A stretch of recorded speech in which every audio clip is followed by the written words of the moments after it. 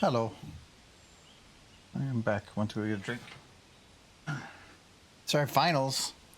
I hope he didn't just survive. I hope he did well too. But now I must survive move out and driving to drive. I thought you said driving to U-Haul. Driving a U-Haul. Depends on how far you have to go. I think, or how much you have in there. The big one. I would do one of those ones. Oh, that was rough. I didn't like the big ones. But I've got like the medium-sized ones. They're not too bad. Wait, are you supposed to be speaking or are you grabbing a beer? Okay, yes. I answered that one. I grab a beer. Usually I start with a whiskey Coke. It's not because of caffeine. It's a caffeine-free Coke. It's just usually because that one requires a little more work, so I just do it first.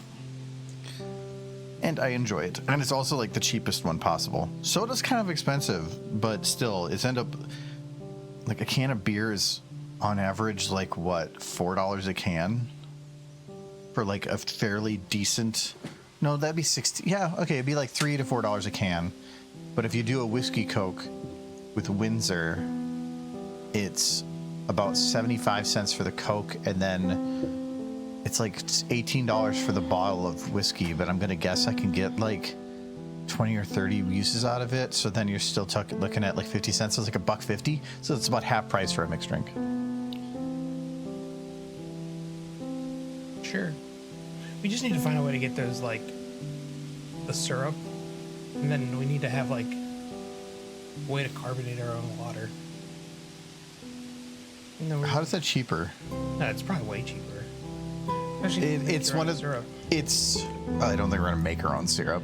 A simple syrup with you can any probably kind of flavoring is. Hold on. Let's see. Like all you really need. Dr. Pepper Zero. I'm not syrup. Oh, you find syrup. I'm like, what's the recipe? And I'm like, oh, you're gonna find the recipe. No. Can you just? This is the standard one. 2.5 gallon bag. Yeah, that's a lot of soda. For $90. How much do you think that makes? Probably a shit ton. We could get like a soda. They sell soda stream machines, but then it's the little carbonation tanks that where you put all your money. I'd want some way to like make my own. Syrup. Make 320 can equivalent out of that. So that's way cheaper. So yeah, you can do the math, I'm sure. So 320 divided by 89. I would say it's cheaper, but I wouldn't say it's. I mean, it's like 1/3 the cost or something, because it'd be 320 or it'd be 90. Because it's $90 for a bag, or this one is anyway, divided by 320. So you're talking about 28 cents a can, where if I were to do a 12-pack for about $9, you're looking at around 75 cents a can. So it's about 1/3 the price, but figuring out getting the carbonation. But getting the carbonation is set up, whatever the delivery device it needs to be, because if you get a giant bag, those little carbonation machines probably take smaller pucks, so you'd have to figure out a way to get the pucks. You just get one that takes the bags. Yeah, but that's like an industrial thing. I don't think you can get one for your house. I'm sure you can. Not for the big bags. I bet you can. You could jerry rig something together no matter what, but you're still talking about the carbonation's the tricky part. But you're talking about a few, let's say, getting all that set up. What would you think it would cost to get all that equipment? For a soda stream machine? Soda stream machine and something that would work for something that big. like you said, we could jury rate just about anything. I don't know, a single soda stream machine, 120. I'm thinking that's low, but because anything that you get, if you're using it a lot, multiple times a day, it's also going to wear out, and there's parts that you're going to have to replace over time. You take them apart. But you're saving 50 cents a can. So if you had $120 plus tax or whatever, that would save you around 250. You'd have to drink 250 cans worth. But think if you... How many cans do you drink? I don't know, probably 24 No, how many a day? a day. 3? 3. Okay, so 3, and you need to do around 200 cans. So you're talking around 3 months to break even. And then it would you would probably save money, but it would also be a lot more work. Like, for what the savings is, but the amount of work you would have to be to put the whole thing together, whatever, I don't think it's worth saving 50 cents a drink. Yeah. If you got like a good deal on like, If I worked from home, maybe. well, let's say you got like, you could say like a fast food restaurant went down and you were able to get the machine for free, their machine. But those machines are atrocious. Like, the amount, looking at the lines behind the machine, if they don't properly maintain, and you know how it is with McDonald's and the quality timers on their food and how they're quite often ignored. I maintain them. But to maintain the machine, because they can fill with very gross things very quick. Yeah. It's kind of like some of those soda machines are nasty. I was on maintenance for like 3 years in McDonald's. We never cleaned that shit. Yeah, well, you should have somebody else that comes in because they have to tear the whole thing apart. We're talking about all the tubes in the background. Yeah. Like, it is one of the reasons. It's not even the top reason, but it is one of the reasons that I do not drink fountain drinks, because it is. Just look it up. Look up horror stories when it comes to soda fountains at different restaurants. Just, nope. Yeah. Technically, I already make my own CO2, and I actually waste a shit ton of it making alcohol. I kind of just vent most of it. Buy the adapter off of eBay or Amazon and a regulator, and then buy a canister of food grade CO2. It's way more expensive up front, but you save a lot of money in the back end. I would think that also it would be easier to maintain, because one of my issues with like when you buy like a carbonation machine is that it's a lot of like weird things that are all tied together, and it's a little harder to like replace certain motors, whatever. But if you buy each individual thing and you kind of make it yourself, then you're able to know what everything is and do it. Yeah. And you already have ways to carbonate things. Yeah. Couldn't you just get the syrup, get water, put it into a thing and carbonate the water with your canisters? If I had the proper carbonation machine, Well, I mean, can't you do it with, could you do it with the, well, you're not carbonating, you're just bubbling. You're putting... Oh, that's carbonated. Yeah, you're doing it. I'm really bad at it, though. Yeah, but you... Trying to get better. But couldn't you basically do that for soda? The big thing with carbonating water, period, is that you have to get it cold. Okay, yeah, that is hard for that volume of water. Like the carbonation machines get it cold while it's carbonating it. Yeah. It's super cold. Well, you would have to get a separate tank with a bunch of ice to put it into, and that complicates things What a lot. I've been doing is I basically put my entire keg inside that giant pot that I got, fill it with ice, and let it sit for a while. But even then, the whole thing's not in there. Yeah. It's yeah. It takes a while. You'd have to get some kind of a kegerator or something like that. A kegerator, yeah. Those are expensive. Yes. I mean, you're putting a mini fridge around a keg. I would love they're expensive. Yeah, okay. All right, yeah, sorry, distractions. But you buy the save plastic. You buy or save plastic pop bottles as they are designed to hold the gas pressure, add water and syrup, and then you just inject the CO2. Can't you just take like a Mentos tablet, drop it in the Coke, and shake it? Doesn't that make CO2? Yeah. What if you put a very... It make CO2, it forces the soda to release the CO2. Voila, you don't even need your own CO2. It doesn't work. We just have to make a bunch of flat Cokes. We're gonna carbonate our soda. But you buy all the sodas. Yeah. You put the Mentos in, and then you extract the CO2 from the top so that you can inject it into your own soda, and voila, money saved. Oh, there you go. Well, yeah. You just need to buy an equivalent amount of soda to get the CO2 from. Mixed baking soda and citric acid water. Getting CO2 is easy. That's not the hard part. It's getting it into the water and infused. There is a setup to that does sound like fun, but at the same time, you could just go to the store, pick up cans of Coke, and then be done with it. It's similar, like I used to do butter coffee, which if you let me start here.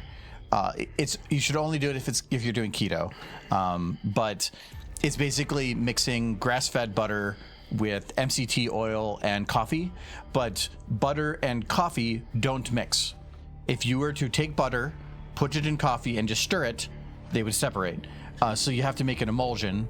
So you have to force them to mix, where you're not mixing them together, you're just breaking them down into very, very fine pieces that are mixed together that, from our perspective, looks like they're mixed. So you need like a ninja. So you need an actual food processor to force them together. And that's why it used to be called butter lattes, because by taking the butter and the coffee and throwing them together, it ended up making a very foamy coffee. It's kind of like a latte in texture. It was actually surprisingly good. Like putting a whole tablespoon of butter in a cup of coffee, you think it'd be a lot. But if you're on keto, you're burning fat as energy. And so it is like you're drinking basically pure energy, and then the MCT oil, it helps with like brain, whatever. But it was probably the most alert and awake and everything I've ever had from a drink. It was wonderful. But if you're not on keto, you're just drinking a bunch of fat for no reason. So You can get a device that just that. pulls CO2 out of the air for use for the low cost of $16,000. investment. Yes. You can go to all your neighbors and be like, do you need CO2, please? Or you can just mix lemon juice and baking soda Well, and inside of a tank. you can buy CO2. It's You not can. cheap, but in the volume you get it and how much you get out of it, it's not too bad. Just buy like lots of the canisters for like paintball. Yeah. That's actually what a lot of them look like for a lot of the soda machines. They're just little CO2 canisters, and you just like click it in. I mean, I already make so much CO2. If you're really interested, I'll put a how-to video in Discord. I think he's being facetious because, again, if you were to drop the cost of a can to 1/10 as much, then maybe. But 1/3 is still a lot, but for the amount of time, investment, and then if something breaks, you have to buy it all again.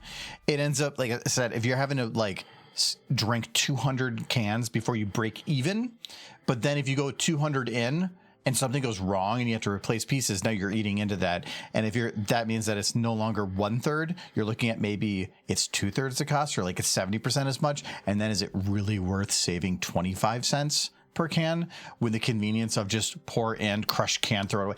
If it was all plastic bottle, then at least there is also the thing of I'm using less plastic, but aluminum is aluminum. It is the easiest possible thing to recycle. It's not a bad thing. And we do not buy plastic bottles. The only time we do is like for conventions. Yeah. If we need like a bottle of drinks and stuff, a larger bottle is just easier to manage than it is otherwise. Buy aluminum cans. Yeah, buy aluminum. Yeah, aluminum's recyclable. And it doesn't harm the environment. All right. Last time on ponies. we were adding wheats. I don't think I'd finished putting... Yeah, because we got her holding the bag here, but I don't really like how it looks. It's kind of janky. I feel like I could have her hold the bag at the top, but then it would say like be lower. It's just fingers suck. I hate dealing with hands. These are one of those situations where you just do a reference. I'm not going to because I'm lazy, but like get a bag, hold it, take a picture, and then you can see exactly where everything is. But I'm not going to bother. I just don't like this at all. It's just you can't go to the store to get the CO2 is the thing. But yeah. And I could have her, like, I could have it like she's holding it against herself, but it's very with how much bag. grease is in that bag, She doesn't care. why? She's not a person. She's some sort of robot. She is wearing fancy clothes though. Yeah. And those clothes can still get stained and stuff. That's what's going to replace all of us. Uma's or Taco Bucket? Yes. I mean, we know what's in that bag. That's pure grade horse. This is 96% pure grade horse. Yeah.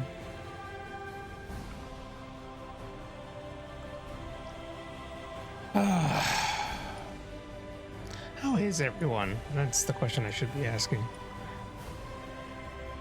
Nolan, where were you last night? You were playing games with your other friends, and I was like, I want to show Nolan my buggo skills, and Nolan wasn't there. It's okay. It's fine. You can have other friends. That's my permission. I'm not angry. I just needed to make sure you know. Yes.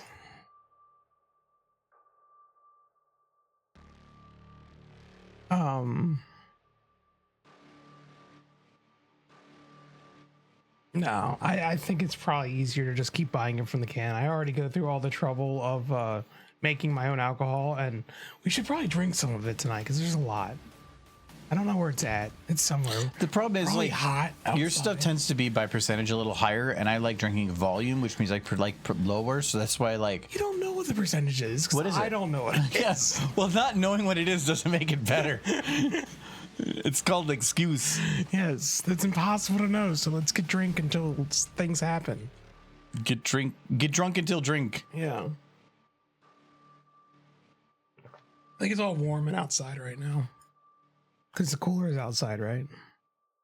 Yeah. Yeah, so it's So, ooh.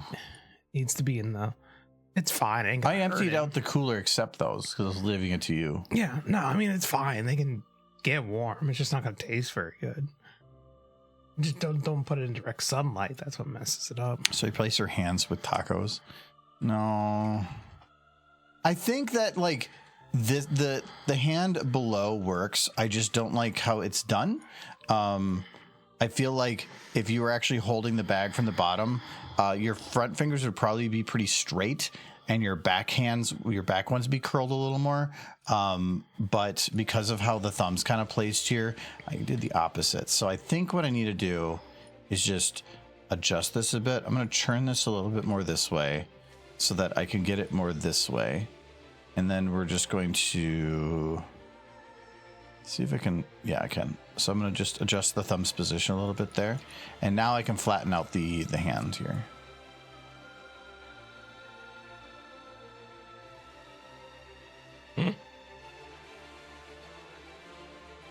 Doesn't help that, like, there's really no shading on it, so they kind of all blend together. Yeah, we got Jackbox this weekend. Yep. I'm looking forward to getting back to the other game. Maybe Out of Factor. So they announced a DLC coming out this fall too. Yeah, well, we're probably still going to be playing it come fall. No, Right, we're getting through it. We'll get through it.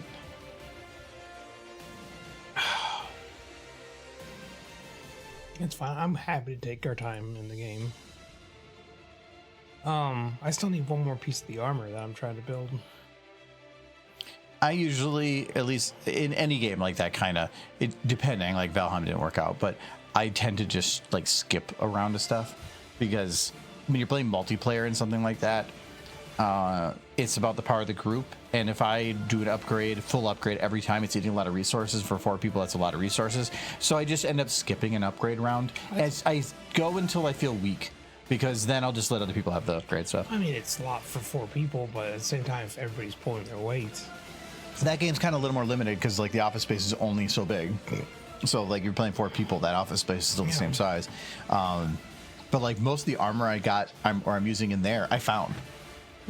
I was just like, hey, this is better than the thing I had. I'll put that on, Well, I mean, and that's just what I'm using. The armor I'm building, but I built it out of stuff I went and farmed. Yeah, I did too. I found an armor and I said, ooh, that's nice, and then that's the armor I'm using. It ended up being pretty high defense. It's just not optimized for me, but that's fine. Yeah, that looks a lot better. Well, I like that a lot more. Trixie's just a manager at this. Though her fingers look weirdly long. I think Starlight or no, they're just weird in my hands. I think human hands are just weird. No, it's because I'm clipping a bit, and because I'm clipping, it's stretching longer. So what I needed looks fine. No, it's looking long because this part of her hand needs to be pulled back. How far did you get in buggos? The military's attacking.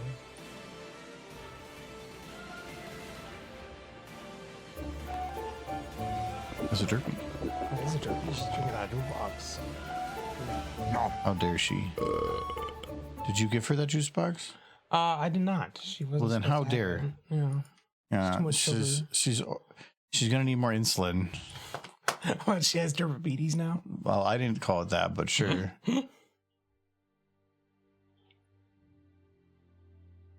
There. That feels a bit better. I think. Well, there she. Oh, Michael. Now she's eating cookies. Oh, she's going. She's definitely gonna get the diabetes. She already has the To be diabetes. fair, I think she's been trying to eat that same cookie for the last few years. No, I think she's just been working on the same cookie, and you haven't stopped her because you think it's adorable, and now she's got diabetes. It's kind of like when you buy that 5-pound gummy bear, and you think it's funny at first, but then you eat like the first half pound, and then you're just left with 4.5 pounds of gummy bear that you really don't want to deal with anymore. No, look at her. Oh no, she's gonna get that. She's trying to steal the screws. She was trying to eat the cookies, yes. How dare she? She wants all the cookies.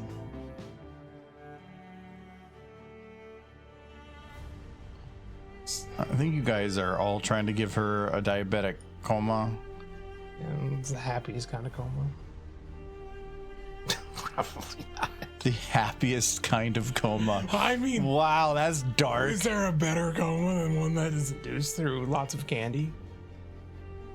I think not. I think the best coma is none. Yes, clearly. But if you're going to have to have a coma, I would think that having in a coma because there was an orphan that was in front of a bus and you jumped to get the orphan out in front of the bus and you got hit by it and went into a coma, and in doing so isekai to horse land. Ooh. But no, I guess sugar induced is better. To be fair, if you're in a sugar-induced coma, you're probably gonna lose a foot. So, probably not the best. Yeah, but you're asleep. And then you just have to hope that you wake up from your coma in the future. Like an actual horse? Let's I want to ask ChatGPT or Google, say I. It's like, how many chocolate chip cookies can a horse have? It's gonna be like, what? A horse should have 0 chocolate chip cookies. How dare you? How dare you? She should have it too many. Chocolate contains theobromine, which can be highly toxic to horses and can severely affect their cardiovascular and nervous systems. Oh, so it's just chocolate. Yeah. Well, what if you gave it a different type of cookie? Okay, how about sugar cookie? Apparently chocolate chip cookies are a no-go for horses, which is some bull crap. Yeah, what if they want chocolate? I want to say, I don't want to try chocolate. When our first dog was being put down the next day, and I think it was even with the second one, they just gave him chocolate. It was like, you know what? Have at it. Because you're not going to be alive tomorrow. So you've wanted chocolate, here's your chocolate. Yes. Okay. For a healthy horse, a safe limit is 1 to 2 sugar cookies per day. Oh, well, that's not too bad. However, because human cookies are packed with excess refined sugar, flour, and butter, they are not a natural part of an equine diet and should only be given. They're not part of a natural human diet. No, it says they can have a couple of. You can give them 2 sugar cookies a day. I'm still thinking you should probably not. Probably not, but you can. Yeah. It won't hurt them. Chocolate's bad. Though a big chunky horse, though, Michael. Get some wool betties. Cool little brown horses.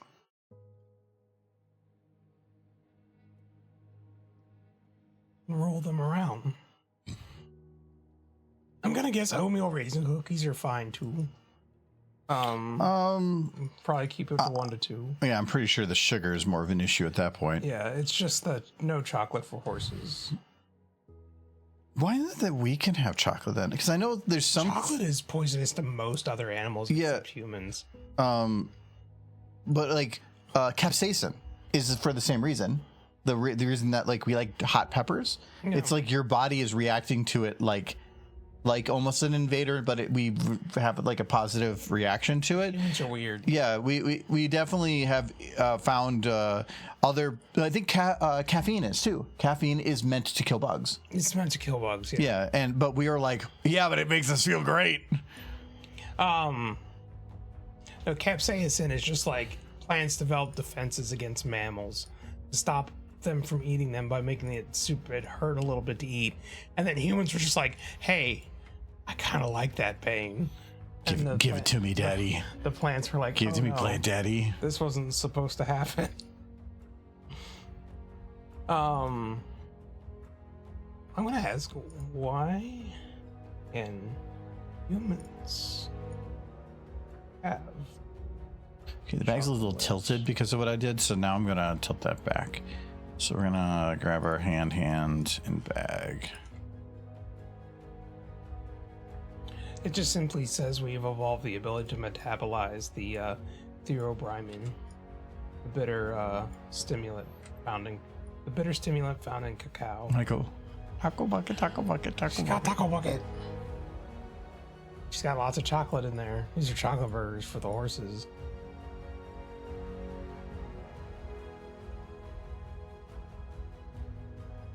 I think the worst it'll do to horses, like flossing with taco bucket, like a dog, is give them diarrhea. It's really just a matter of they can't metabolize it. Well, there's things that are like if I eat White Castles, or no, it's like us and lactose. Yeah, we can't metabolize it, and it just kind of makes us go poopies and stuff. Wasn't it lactose intolerant. Or bunnies and marshmallows? No, they love those.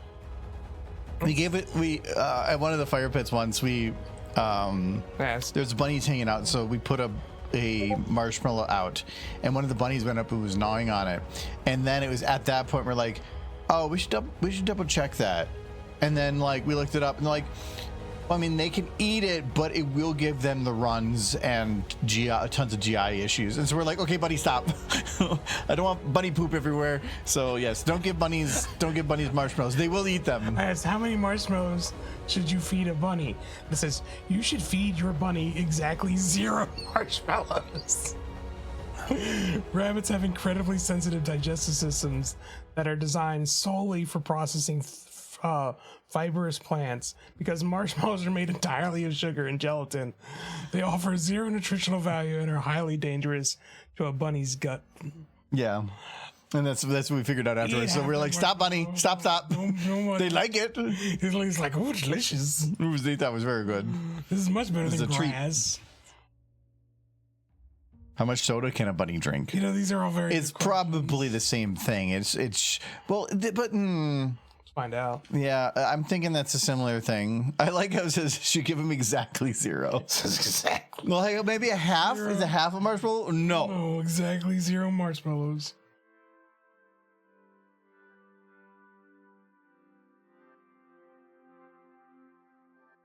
Horse, anime. Okay, so. Oh no, the bag. Okay, it says 0. You should never give bunny soda. Actually, the carbonation might be more of an issue with It that. says rabbits cannot burp or vomit. The carbonation causes severe gas, which can lead to life-threatening bloat or GI stasis. So I would say, if I want to get rid of the bunnies, that's the way to do it. The problem is, Dr. Pepper, is I do not want to deal with bloating, exploding bunnies in my backyard. Like, my deck would probably start smelling really bad. They're like birds, I guess. They'll explode if you give them an Alka-Seltzer. Yeah. Don't go like and be a stupid kid of like throwing Alka-Seltzers in the air for birds. My uncle used to do that. He told me about it. Yeah, that's mean, and that is called you have like zero empathy. That's a horrible thing. He's a minister now. That says something, actually. That's just American in a nutshell. Yeah. Okay, I'm just gonna lock it to, let's just say this hand. Playhead. Okay, so now the bag should go with. It does. So soda will make bunnies explode. You can't feed horses chocolate. You can't give bunnies marshmallows. The man's just keeping you down, Michael. I know. I feel like the world is against me feeding animals random stuff. I agree.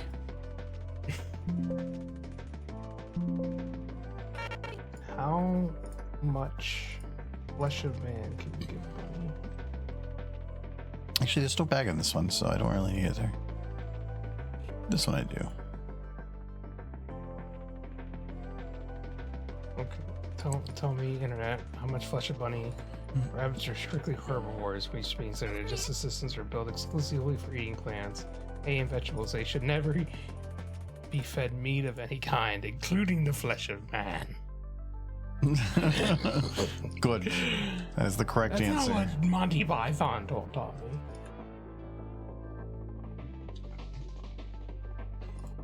I wanted to be like, yes, the bunnies can consume the flesh of man, and I show that to the bunnies outside, and suddenly the uprising begins. I don't know why, but it actually took me a second to realize what you meant by the Monty Python reference, and now, okay, yes, I get it now. I'm glad. That's like the best one. Yeah, it is. He has a prescription diet. That sounds awful.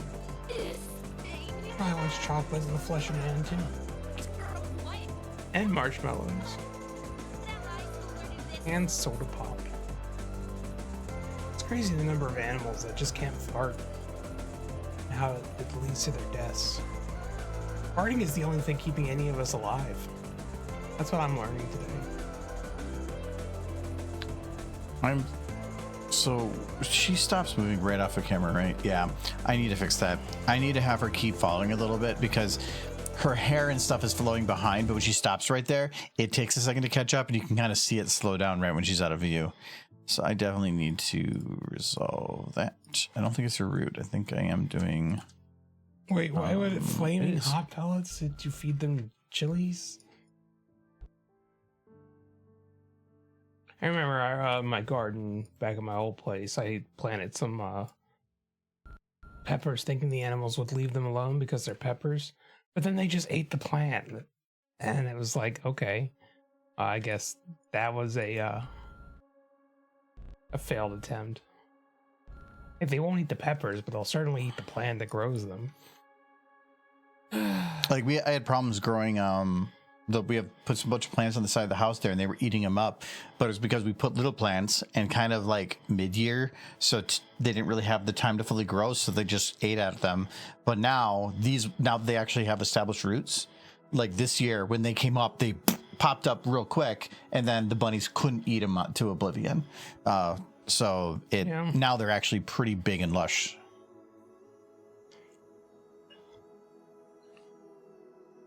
I wonder what kind of bad day that bunny who ate that half a marshmallow had.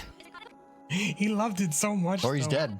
Oh, well, I mean, it's been maybe a bird grabbed him and was like, "Ooh, extra sweet." It's jelly filled. He was a roly-poly bunny. Yeah, I hope that one marshmallow didn't do that to him.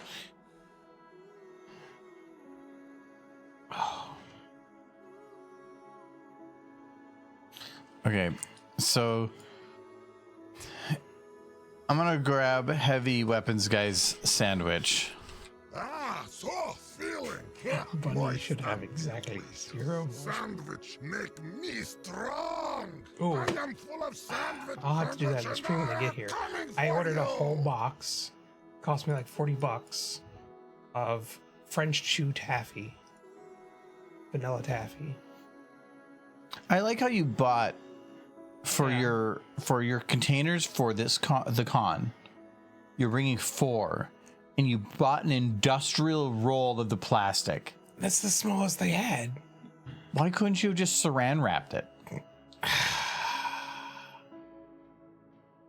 You know, because I thought that would look better, but it turned out kind of crap. It looked really shitty. Yeah. And then when you put it in water, it got all soaked and locked. Yeah. I thought it would look nicer. No. Don't run. Probably just throw out It's the rest just of it. ham. It's not a waste of Bologna plastic, is but I don't know what else perfect to do with fuel for killing tiny cowards. Bad Sandwich. idea, okay? Sandwich. Now we get the Uline catalog all the time. Me got that and already. my Yeah, it's gonna keep going. sandwich. Like once in one a That month. sandwich kills them all? Good I'll idea. never use it for Look at anything. you, tiny, itty bitty man Line just does running not from care. sandwich. You are a loose cannon sandwich. Sandwich and me going to beat your ass. Kill them all. So doing a bunch of stuff this weekend. Run from the sandwich. thought there was like That was delicious. I thought there was like a sandwich line of like oh no, my sandwich. Yeah, for heavy. Yeah, but I went through all these lines for the that have sandwich in its name, and I didn't hear it. Might be a newer line that. I don't think was it's a before the newer. initial. You could just hit up Heisei. Would that be from potentially the Scouts? Meet the Scout? No, I think it was just a line he said in the game. Well, like, why would he say? Oh no, yeah, sandwich? it was to meet the Scout. Yeah, Because he was trying to eat his sandwich, and the Scout was trying to take it from him. but I don't think they have Meet the Scout on here. It's Meet the Heavy, Meet the. I don't think I Meet the Medic. It's Meet the Heavy, Meet the Soldier. No, Scout is on here.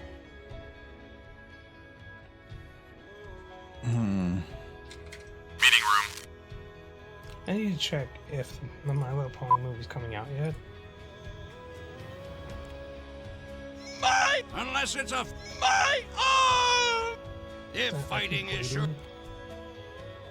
Oh no, it's Meet the Engineer, Meet the Soldier, and Meet the Heavy. So there is no Meet the Scout. Okay. Which means I do not have a line to cheat that. So I might have to use Heisei to do that. So okay. Oh well. Maybe the guy from 15 was nice enough to put his models on Heisei, which is unlikely. What is likely to happen is he's going to realize that nobody's paying attention to his store. No, I think any store like that is going to take time. Yeah. And so It's a very if you look niche at it, store. if you look at it for the first few months, it's not going to do very well. But like I mentioned before, he's probably taking big losses to try to push people there. But then he eventually has to switch it to profit. So I have a feeling that it's going to be fairly successful from the outside perspective early on. But then when he starts moving to the point where he's requiring something from them, that they might not see it as worthwhile based on the amount of traffic it's been driving and leave. Or maybe it is worthwhile because it's like doesn't cost him anything to leave it on there, but then he still has to take a percentage of that and it might still be too expensive to run. But I'm thinking at 15AI also had no profit coming in, so what's the difference? I don't know why he couldn't just on the other one have it where you have ads. And if you have ads blocked, that it blocks the app. Yeah. And then the ads don't make much, but it's something. All I know is that his Discord has become rather bleak. It's just people like trying to find ships to get off on. He made a choice. He did. And he'll deal with whatever comes out of that. I don't think it's a bad idea. I just think it's an already done idea. Yeah. And so, like I said before, It's Etsy. what are you bringing new? That's because that's what nobody's going to switch unless you offer something new. Like Twitter dominated that type of market because nobody could offer something new until they started doing practices that people didn't like, and then other platforms had something different and new to offer, and that's what allowed them to sprout up. Where Blue Sky wouldn't have existed if Twitter just kept existing as it is. Somebody, yeah, but made Twitter, made Blue Sky.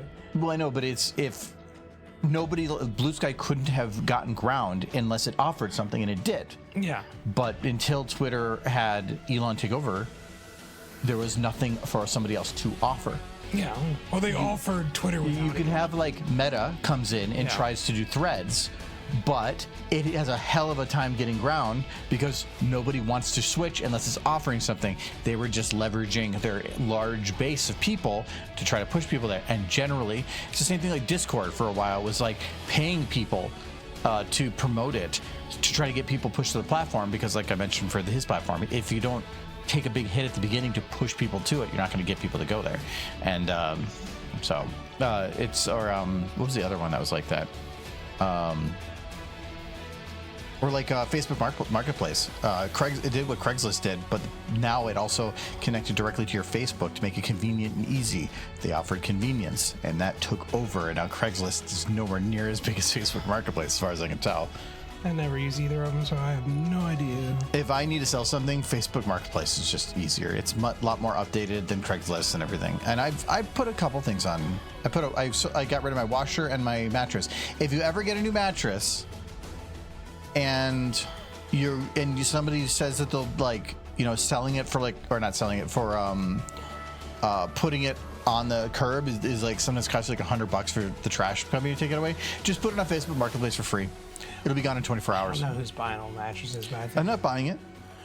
I know somebody else buying it, but like buying it or to me, if I'm going to have to pay for something and instead I don't, I am being paid. But it's gross. It's not my problem. It's gross. Some people just don't have the money and they don't care. We could have just taken it out back and burned it. All those seance. Oh, no, that would have been like, we'd like bring the mattress demon. Yeah. No, it's a lot of the times if you have a broken appliance that you don't want to try to fix, or a mattress or something in your house that's broken and it costs money to get rid of it, or you don't have the ability to move it, put it on Facebook Marketplace for free. The worst that's going to happen is you end up having to pay anyway, but a lot of the times somebody will take it to try to fix it because they can't afford something else and you're helping them out. I got rid of my mattress. I got rid of my old washer, when the washer I think was going to be $80 for getting rid of, or $100, and somebody just took it off my driveway after I called them and they just came by with a trailer and grabbed it. Then they can potentially fix it up using one of the 3 R's, recycle or reuse it, and they get a little bit of profit for putting that time into it. I got it off my property for free. It's a win-win for everybody. Yeah, but the thing is, that person who came and got it was probably like your secret super fan. Oh yeah, maybe. And, now, like, they were just waiting for the centerpiece of their shrine. Thank you for the follow, Susie Pikachu. I'm gonna guess. Thank you very much. That reminds me of Sisu.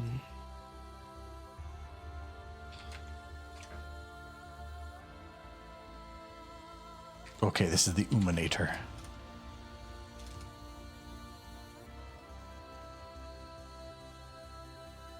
That was like a plot point in Moral Oral, where there was a guy who was like super lonely, but he had like a super fan that like was really into him, but never said anything.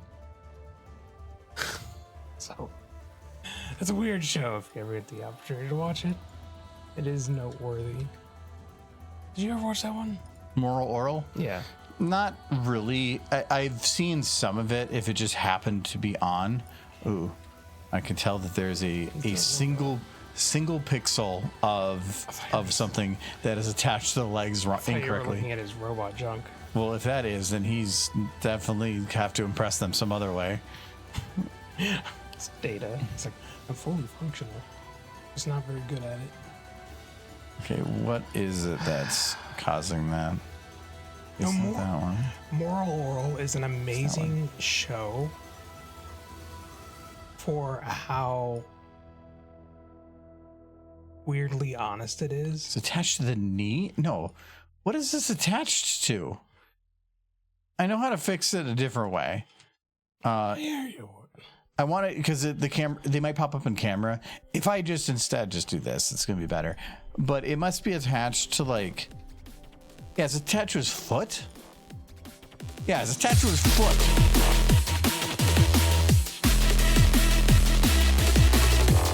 I mean, refurbishing a mattress, just basically taking all the stuffing out, fluffing it up, and getting it back in, and bleaching all the It depends.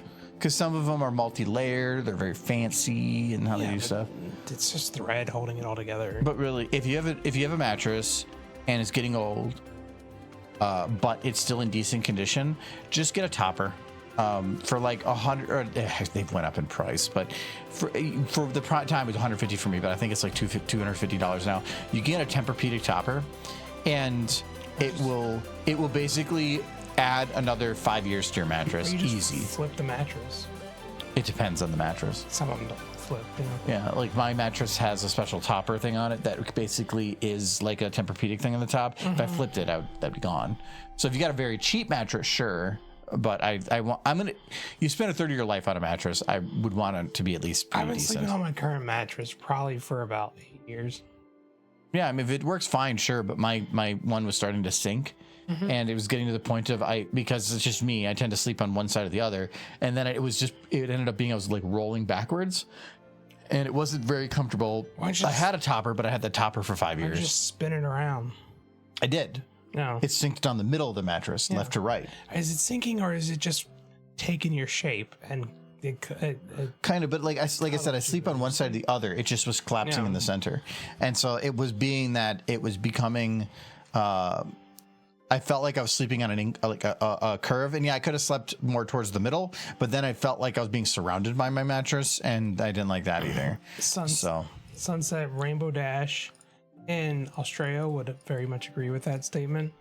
I don't know that I agree with it, but I predict that hammocks will make a major comeback. Hammocks are good for naps, but if you did nothing but slept in a hammock, you have so many back problems. Well, Laser Cat grabbed my attention. Yeah, this is last. Yeah, we got Laser Cat. Laser Cat is a cat with laser. Oh, now that I think about it, it's like, oh boy, Rourke, let's go to the hammock. it's taco. It is the taco place, right? Yeah, this is the taco bucket, and she has a sandwich. Yeah. Should she have a taco? It's up to you. I don't think it matters. So if she had a taco, it would be less confusing. But if she had a sandwich, it'd also be like, but didn't she have tacos? Taco Bucket can sell lots of things. Taco Bell used to sell pizza for a short while. It was very confusing for everyone. I feel like if you get too much weird, it can be a little too weird. I feel like at least maintaining the taco thread might be better. It's very scientific. Yes. Taco Witch. Oh, I had a loaded audio library. I have Two to swap open-faced tacos smushed together into the ultimate Taco Witch. Yeah, but you take a taco and then you put another taco on top of it, and inside it you put a burrito. Oh. Is that a taco burrito sandwich? A sandwich, yeah. With just like multiple layers? You're also. I mean, a taco is a sandwich. It is. Is a burrito a sandwich? Yeah. No hesitation. Burrito's a sandwich.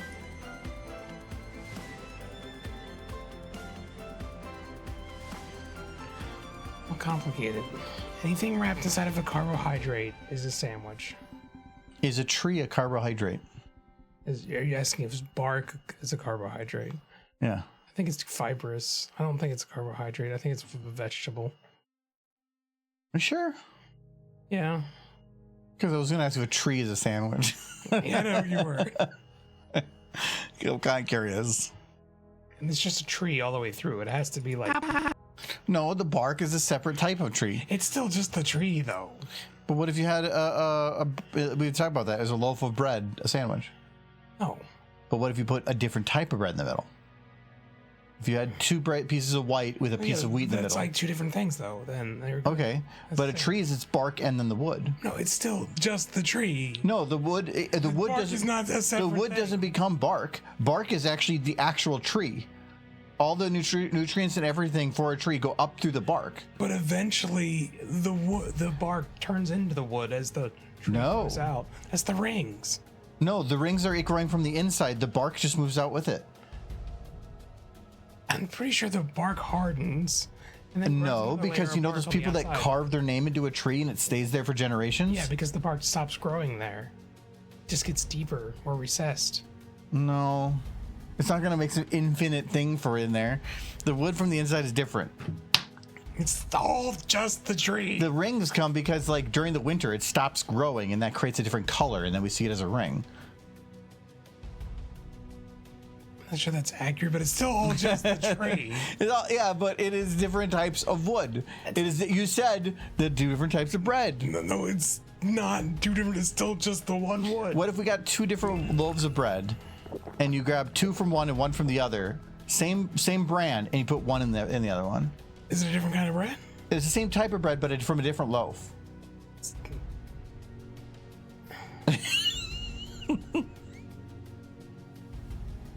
No. No. I'm gonna say no. No, because the composition might be ever so slightly different. Still not. So you're creating some artificial boundary that you consider something No, different. it has to be a carb wrapped something besides itself. It's not. It's a different loaf. No, it's still just the same thing, though. What if one is Wonder Bread and one is Sara Lee? They're both white bread. One's cake. Yes. Sara Lee's cake. So that's What if they're two different brands of white bread? it's still all just white bread. Yeah, but white bread is the composition is what matters, and wheat bread is just bread of a different composition. So two different brands of white bread are going to be different. If I just merged a bunch of tortillas together, that wouldn't make a sandwich. No. Well, it has to be something. there is no else. such thing as nothing. If you were to take a tortilla and wrap it around itself, It has to be food. it would have air in the middle. And that's not food. You can eat air. Not food. Air is not food. Air is not food. You literally consume it every minute of every It's day. still not food. It's not on the pyramid. They got rid of the pyramid. Yeah, well, that still defines all food for me. God damn it, government. Why are you making Michael have to use it as reference? Hey guys, I got some news. I am organizing Justice for Learn Fuss, who puts charges on the hackers. What they did was a crime. Internet stalking is a felony, so is racial intimidation. That also happens to like hundreds of thousands of people a day. I can understand it being that you being bigger and important, but you'd have to also know who they are. And also, she has money. She should be should be doing that herself. I feel like she's probably dealt with worse things in her life. And people don't. We can find that out. If somebody's going through something bad in life, the last thing they want is a whole bunch of people talking about it and getting involved. If she said she was looking for help, sure. If she hasn't, don't. Because you're basically like you're gonna make it worse. Because even from my perspective, if I was dealing with something in life and then suddenly everybody that was on the internet wanted to get involved with it, even if they were trying to be helpful with it, you're complicating it, and now you're also bringing it more to light, and you're making it so that every minute of every day they're dealing with it instead of just when things are being dealt with. You're gonna cause a lot of problems and stress. With something like that, if they know the person or whatever's going on, she can figure that out. She can deal with it, and if it becomes a financial thing, she has the money to deal with it. Horse. She is a mother creator of Rarity, making her family to me. I am really pretty pissed. Oh no, I can understand you being pissed. Yeah. That's perfectly understandable. But you don't want to also make it worse for that person either. You can show support and be like, hey, that sucks. We're sorry. And try to support their actual other creations or the creative things that they're doing in their life. Continue to do that. But don't drag them along in the dirt longer so that you can get some sense of justice for when they're the ones that need the justice, not you. I don't know. Does she not? Yeah, but don't writing letters saying, "Hey, I like what you do." Just don't put in there about the whole hacking thing, because now that becomes their identity. There was like the whole thing with Hank Green when he got cancer. I didn't know that. Well, yeah, he had cancer years ago. He fought it and got through it, but he said it fucking sucked. I wonder what that's like. But he said his main concern with getting cancer wasn't in a strange way, was that he didn't want to be just known as the cancer guy, and he didn't want to have it where now out of anything he's done his entire life, cancer was what he was known for. And that's the same thing in this, is you don't want to have it where now if everybody pushes for that this becomes the bigger part of their life instead of the things that they're doing and creating and building. That's where their solace is and their safe haven is. That's what you should continue to support. And then if they find justice or something, great. But has she really not gotten control of her account back yet? That's kind of crazy. It's just, I'm looking at from my perspective of what I would want in that situation. And I'm pretty sure it's very similar for very public people, because she's much more public. So yeah. It's also for other two Nazis. I've heard a lot of people. Yeah, but let them deal with it on their own, or let them reach out to the people that they want to have help them. If it's the community, great, then do it. But if they haven't done such, probably better to let them. She's do their own generally a thing. pretty private person, so I think she'd probably want to deal with it on her own.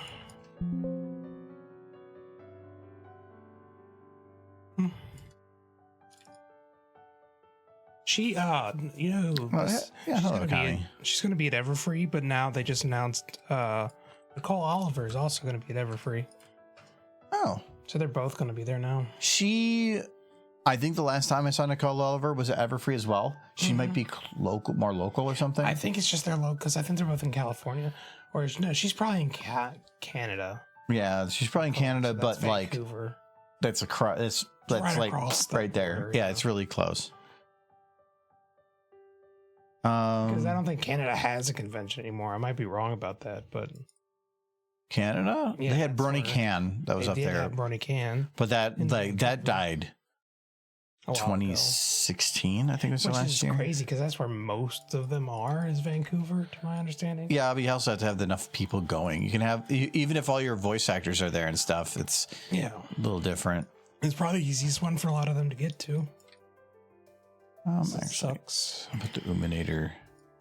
Let's do like here. Hot. I didn't see nothing. Okay, we'll do it. Oh yeah, that's what I was gonna load. Taco. I do have a taco. I'm gonna actually check to see if there's a new taco, because I would think that there's got to be a new taco. Like the ones that are out. Why do you need more tacos? No, I need better taco. You need a taco. No, I have a taco. I want better taco. Our tacos suck. It'll work for this because it's not going to be in focus. Yeah, that one I have. Yeah, it definitely shows that I have it installed.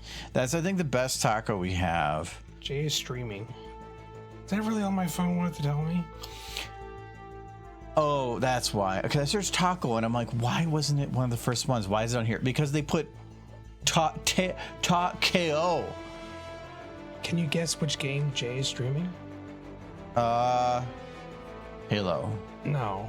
I know what you. I know you're effing with me. Danganronpa. No. That's a decent guess, actually. That's a decent guess. Kingdom Come. Oh, he's the one game he's streaming. Twilight Pregnant. Yes. Okay, good. I got it. He was streaming. No. Which one? Yes. Which number? 5? Yeah, there's a lot of them. Yes. That's what I miss the most about the removal of Adobe Flash on like internet browsers, is that all those games are essentially lost to time. You can still play them, but you have to go through a lot of like hoops to do it, and it's just, that's a fat taco. I like that taco. This is a taco, but like, for one, it's a clamshell, like weirdly. No taco shell is going to be like this. No. How would they cook it? Wow. How would they fry it to be in that shape? I'm just thinking, the second you bite into it, it's going to make a mess. It's all just going to fall out. Yeah, well, and two, the amount of stuff you put in there. by the time you got halfway through it, that shit would be soaking into that thing and it would just fall apart. Like hard shell tacos, I like hard shell tacos, Yes, but it's weird. you have to eat it pretty quick or they just become soft shell tacos. So and also I don't know why they have hair that looks like some 90s cartoon character. What hair are you talking Not about? like this. The cheese? The cheese is poking out. It's like cardboard. I don't know what that's from. And it's just like, That is highly detailed. That is upsetting. well, I can't. Okay, so this is like onion, I'm guessing. Yeah. So what is this one? Olives. Diced olives. Why would you put diced olives on a taco? I don't know, some people like olives. Okay, and this has got to be guacamole. Yeah, that's guac. That could be sour cream. In some weird way. Oh, little chunks of onions. Okay, yeah, maybe. This is like a hot sauce, Yeah. and then the rest is what? Beans. Beef and beans and refried beans and beef. Yeah. The rest is food paste. It's not even meat paste. We don't know what it is. Some people, think olives are delicious. The green stuff. What is the green? Oh yeah, the green stuff is guacamole. Well, it went all the way down Or here. lettuce. I would probably say it's more lettuce It's because lettuce. yeah, if it was at the top only, yeah, that it's like that has that like weird. You don't have to apologize. It's okay to be upset for something. No, I wholly understand. I just want to make sure that you're not potentially making it worse, because more than likely, if a lot of people started trying to like get involved, you would just see a tweet saying, "Hey, I appreciate it. It's great. You guys are passionate, but please let me deal with this on my own." That's almost always what It people is like kind that of say. crazy to learn that she still hasn't had control of her account. The which it's Twitter nowadays. It's free speech, even for the people that take your account. No, it's sometimes like you are an individual, but it's one of the reasons that like sometimes cyberbullying can be a little rough. It's like, say somebody does something that's embarrassing and it gets posted online, and that person, their account, whatever that is pointed out as this is the person that happened it to. And people start sending out things that they think are funny, like, haha, that was stupid. You were stupid. You sent one message. But now that person, if it went viral, is getting that one message thousands of times over and over. And it's the same reason like on YouTube where you can get 1,000 positive comments, but one negative comes across, but the one negative is the one that you remember. If that's all you receive, that can really, really push people into dark places, because you don't realize that your one message suddenly becomes encapsulated amongst thousands and thousands of other ones. And so that's what I'm saying. Like if somebody went through something and you send a message, and people start trying to get involved, and it's not just you, and now thousands of people are getting involved, it starts becoming a problem. And then like, let's say people go too far, which definitely happens sometimes, with the way that they perceive justice, and it suddenly goes the other direction. That now makes her a bad guy.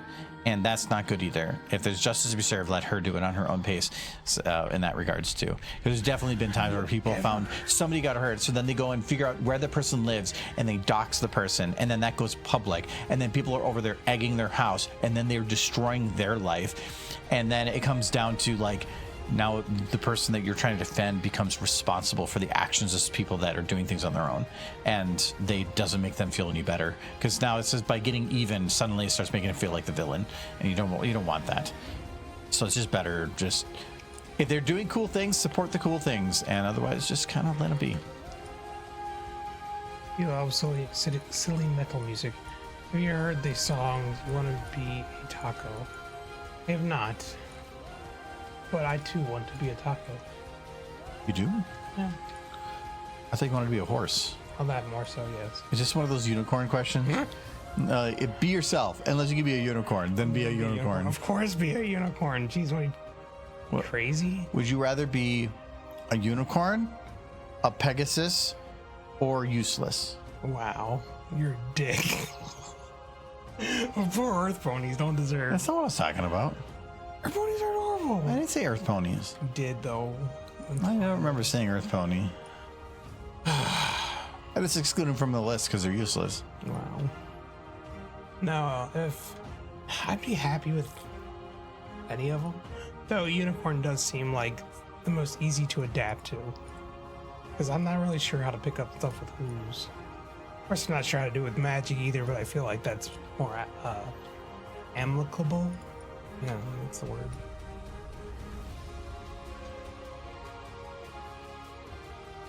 You just insulted that taco, then you're just like, I'm going to use this taco. This taco's fucking huge.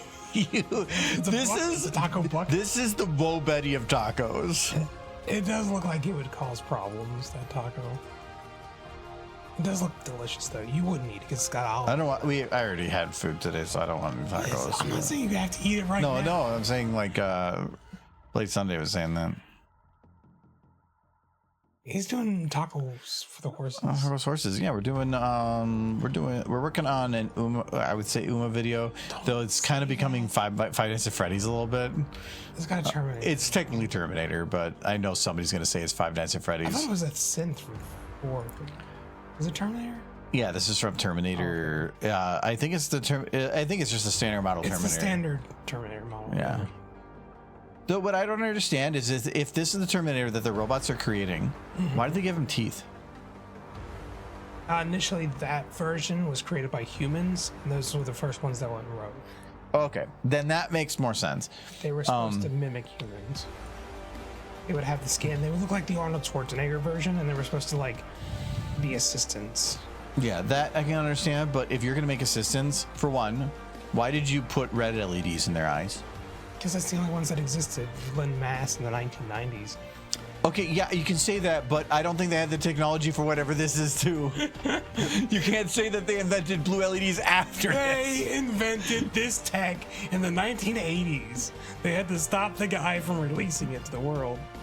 Did you not watch Terminator? Terminator 2 was pretty beast. Terminator 1 and 2 were good. Terminator 2, Terminator 2 was the better one. Terminator 2 was the best Terminator movie. Yes.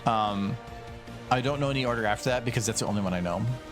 1 and 2 are good. Everything after Terminator, that is- anytime I see any of the like Terminators on television or whatever, it ends up being Terminator 2, and I really can't blame it because it is a beast of a movie.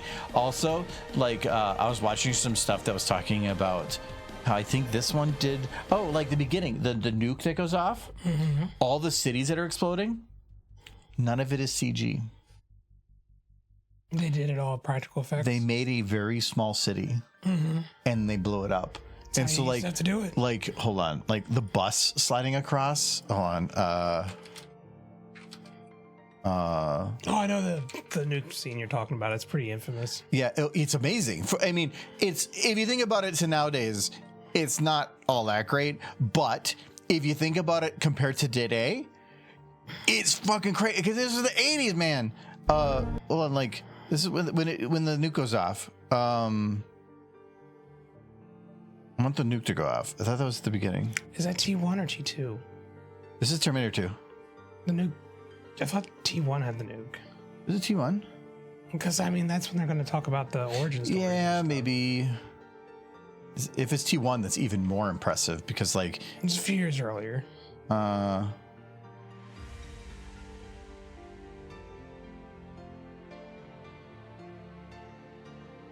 No, it wasn't. No, Maybe it was T3. no, it definitely wasn't T3. Practical effects are, T3 is when he's to all me, older. yeah, to me,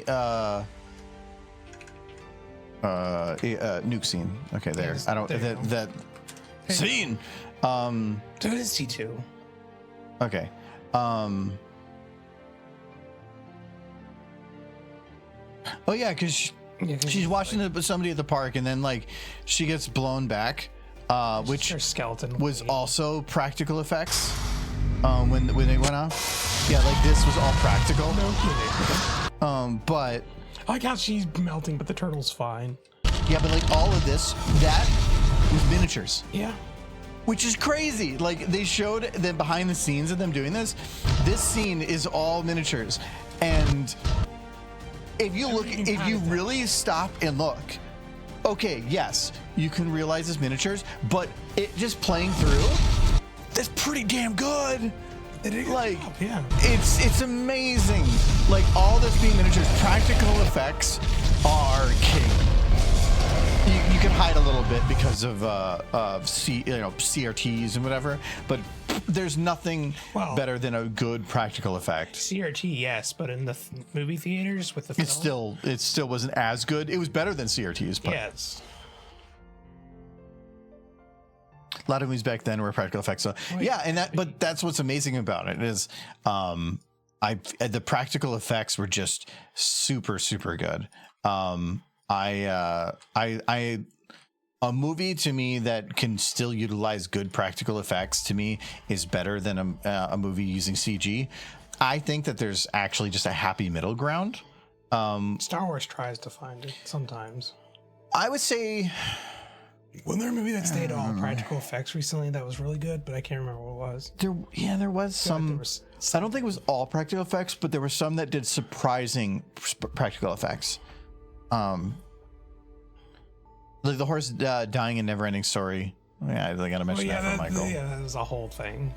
With the horse. Yeah, but having freaking out. to specifically train it to not freak out as it was being pulled into a liquid, like Neverending Story was one, but like it's just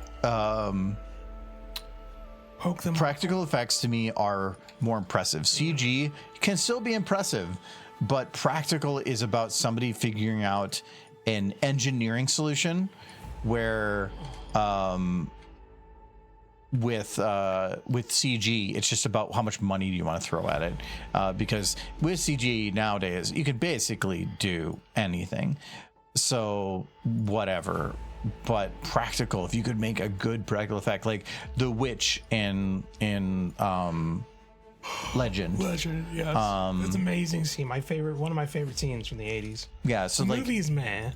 yeah, it's just a good practical effect sticks with you. Tim Curry was awesome in that film.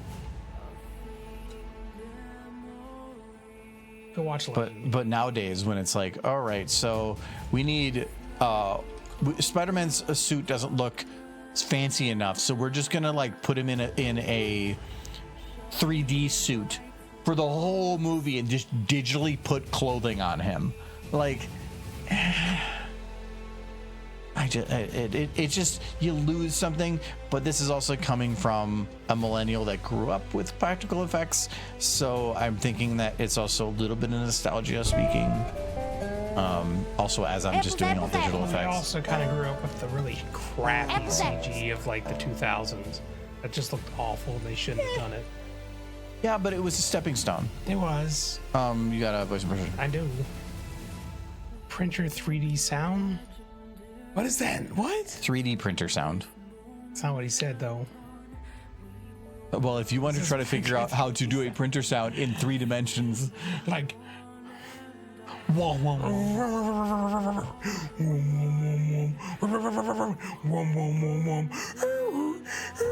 what is that? That's the Xerox machine. Oh, I thought you were gonna go like dot matrix, like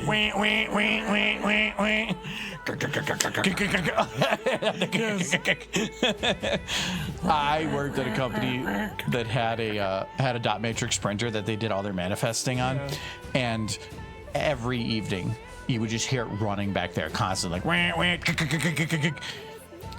Yeah, it was great. They did. They were loud and annoying, and I don't know how much more efficient they were. Ribbons were cheap. Yeah. Ribbons were cheap. They were easy to replace. The machines didn't break that often for what it was, and the parts were really easy to replace as long as you had them. Eventually, they went to printers, but everything that they were running was running through I forgot the name of the software, but it's basically like a DOS screen. So it didn't know how to talk to a printer. So that was the only choice we had. They were fine. It's like one of those things of, if it's working, don't change it. Eventually they started upgrading like their dispatch software away from that software because it was not working too good. But then that caused so many problems. The Last Starfighter is one of those movies that I have seen more times than I ever should have. Last Starfighter CGI, highly advanced for its time, but wince-worthy now. Again, some of it is, if you go and like try to watch it on now higher resolution stuff, it just looks much cheesier. But if you were to go and watch Last Starfighter on an equivalent hardware of the time, it would probably look better. just because it's going to hide some of it. Same reason that like retro games look better on retro consoles. I watched that movie so much because it was my dad's favorite film. It was The Last Starfighter. I don't know why. I think it was like his secret Star Wars to him. Like you know Star Wars, but have you seen The Last Starfighter?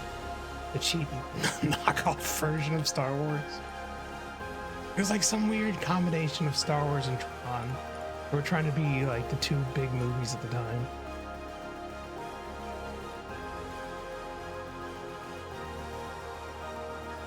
No, we watched that over and over again. I think my dad just had a recording off the television. So it had all the commercials he had to skip through.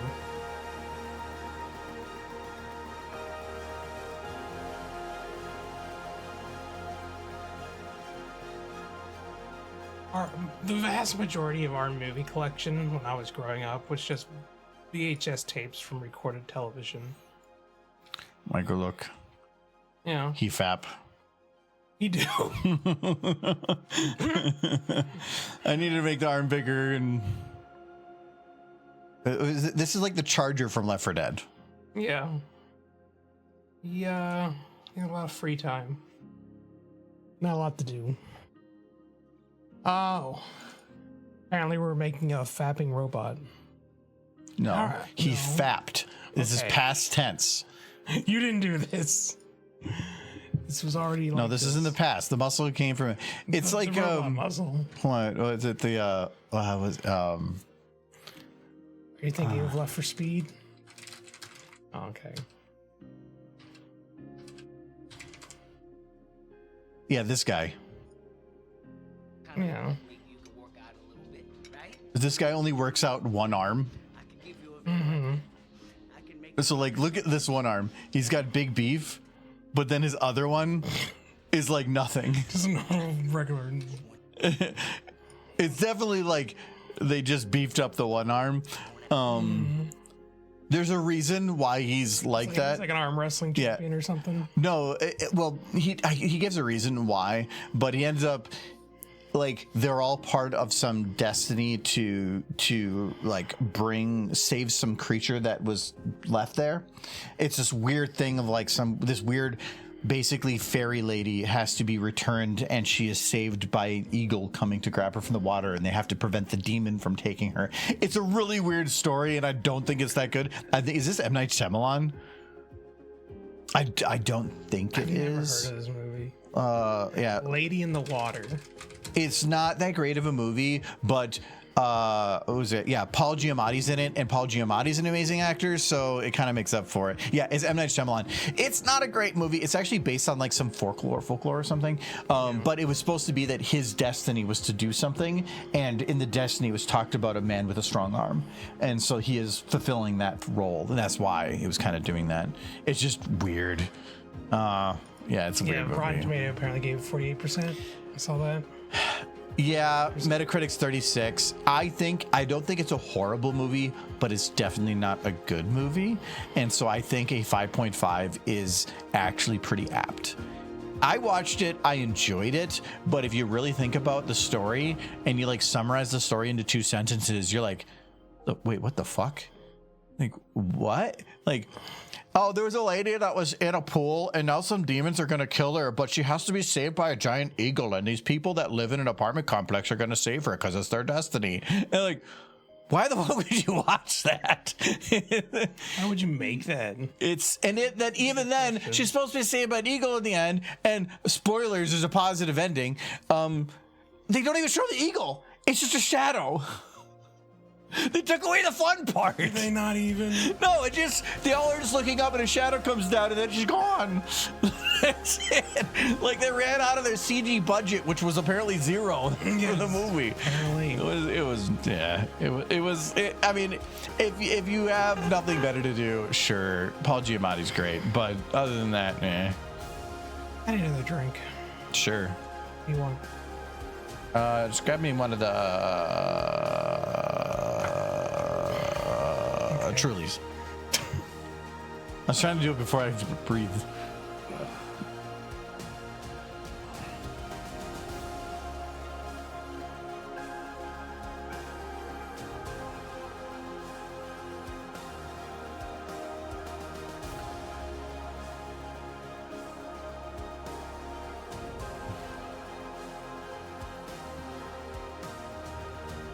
Gotta be careful because there's the potential for clipping. So I want to make sure it's not doing that.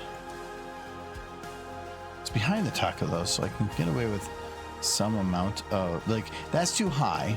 So I feel like, but I want to make it look like there's a little bit more like pressure, like putting more effort into holding. But it can't, like a taco, if you're holding it, it's just going to go straight up the side. I could probably just reduce the finger length a little bit, put it like closer to like there.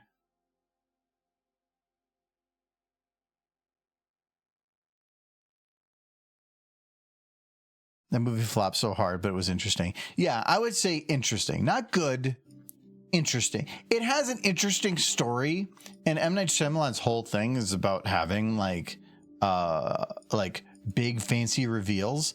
But I feel like once you get known as the guy with the twists, for one, that movie doesn't really have a twist, because they kind of say what everything is early on. People just look for the twist. I've kind of mentioned it before, but like The Village, I went to go see that in theaters because I was like, I'm not sure, I want to see whatever. I figured out the twist in that movie like halfway through.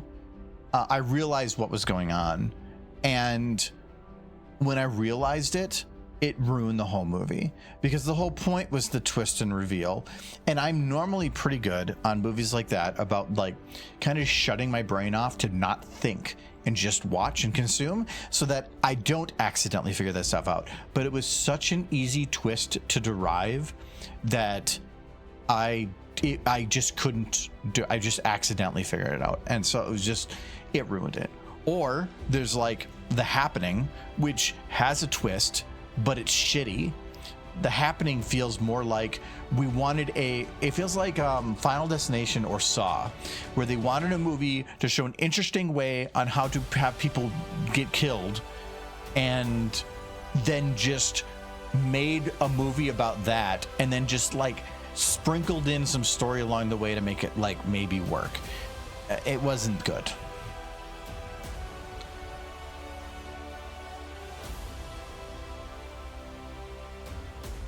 Yeah, that's fine.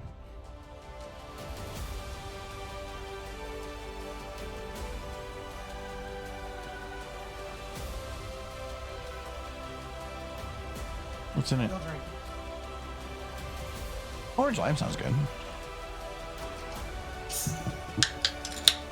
Oh yeah, that smells good. I like lime. Lime is good. I'm not big on orange. Like, I'm not big on orange alcohols, I guess. Well, you don't like I like Bucachero, one that's mixed with a bunch of sugar. what's the really popular orange? It's one of the ingredients in a Long Island iced tea. Oh, I'm not sure. It's the triple sec? Triple sec, yes, that's it. Yeah. Triple sec is okay. I wouldn't like take shots of it. But got away for it. Poor Sunburst is losing his poor mind seeing all these strange things. Yeah, now he's seeing like some weird demon creature holding a taco. He's just like, he's living in somebody else's world. It's Starlight's. And he's only doing it because she's hot. He's trying to hit that, but it's too late. She would be super sick. She nearly destroyed the world because this guy like turned her down when he was 10. Yeah, okay, Michael. What? Let's say that he was like a child. Let's say that you had a horse girlfriend. Okay. But she was fucking crazy. Yeah. Would you dump her? No. Dude, no. But you're asking him to. For one, it's a horse girlfriend. She wouldn't say no. And two, if they're crazy, then what the fuck are they gonna do? Yeah, well, I mean, I've been through breaking up with crazy bitch, and it ain't fun. I did like a Comic Giz posted yesterday with ponies, where there was like a pony and her Anon had been stolen. He's like, oh, so your husband's an Anon? He's like, not a Anon, he's my Anon. And then it cuts to another pony. He's like, okay, your food is ready. Oh, I forgot, you're still tied up. Let me help you. And she pushes him towards the table. It's like, eat up. Like she kidnapped that other pony's Anon. She was feeding him spaghetti dinners, because that's all the ponies want. They just want to feed you spaghetti dinners.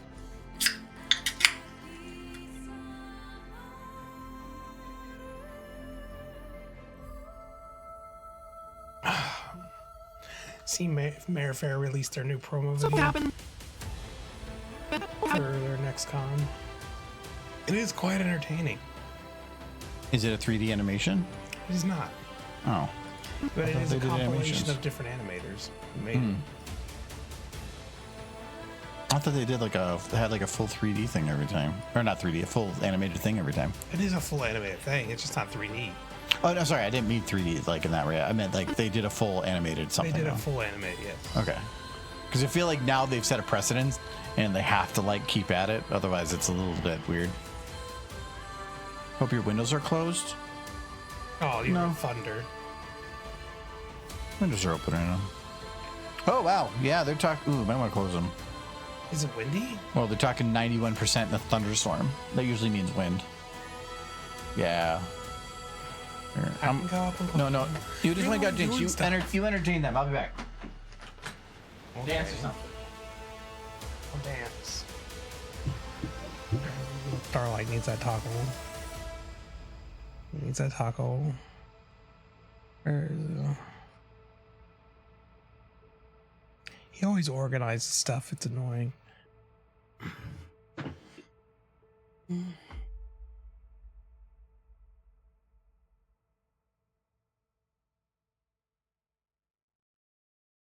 He's like, ooh, taco.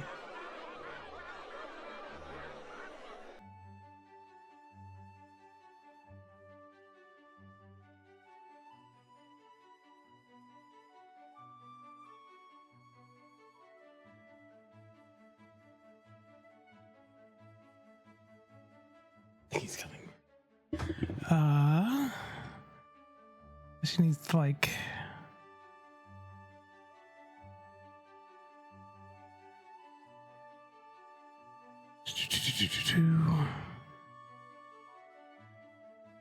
Where is?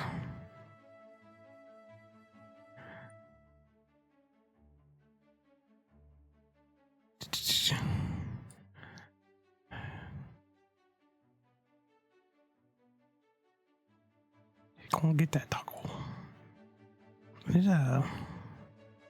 Where is?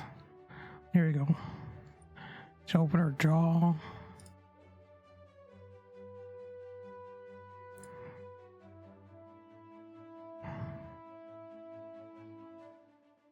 Then she's just like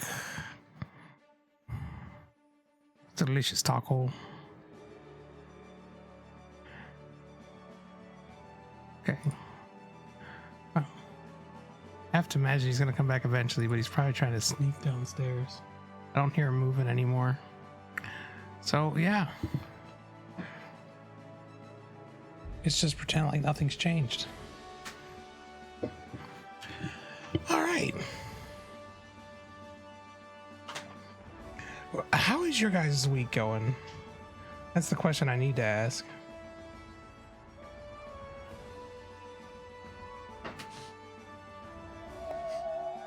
What is she doing? She getting some taco. Oh no, ghost fact. Why is she's getting some taco? Yes. Trixie is not in this scene. She's not. Upset sunburst.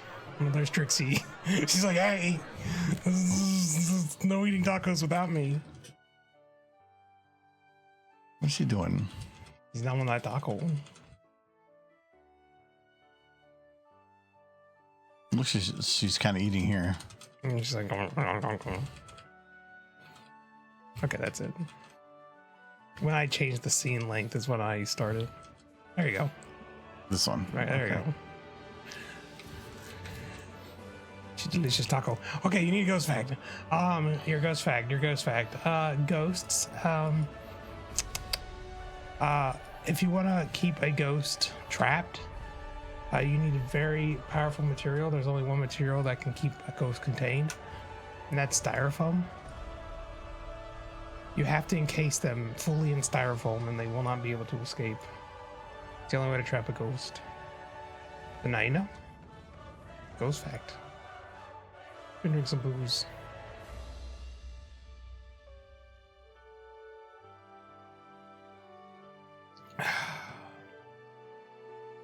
Not a lot of people building styrofoam cages. You can try like like one of those discount coolers you get at Walmart. Get a ghost to fit in one.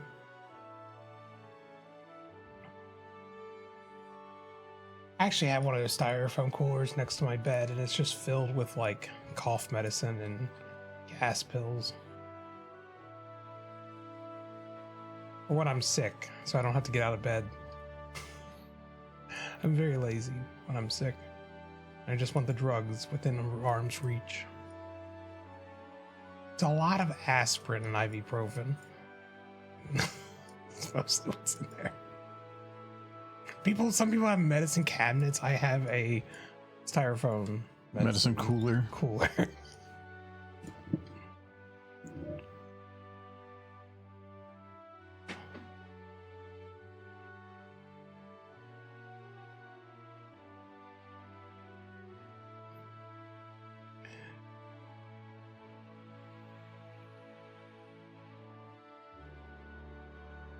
These stouts are okay. They're a little, I don't know, they're a little watery. That they could have added more sustenance.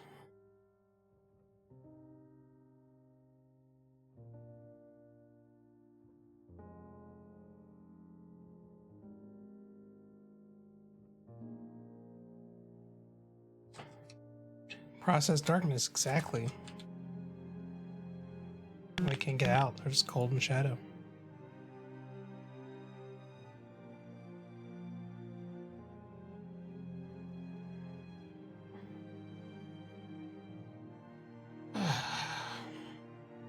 So is it raining yet? No, but there's a lot of very dark clouds. And then wind is picking up, so. I want a good thunderstorm, but I want it to be while I'm going to sleep. Gotta go sleep. Go sleep now.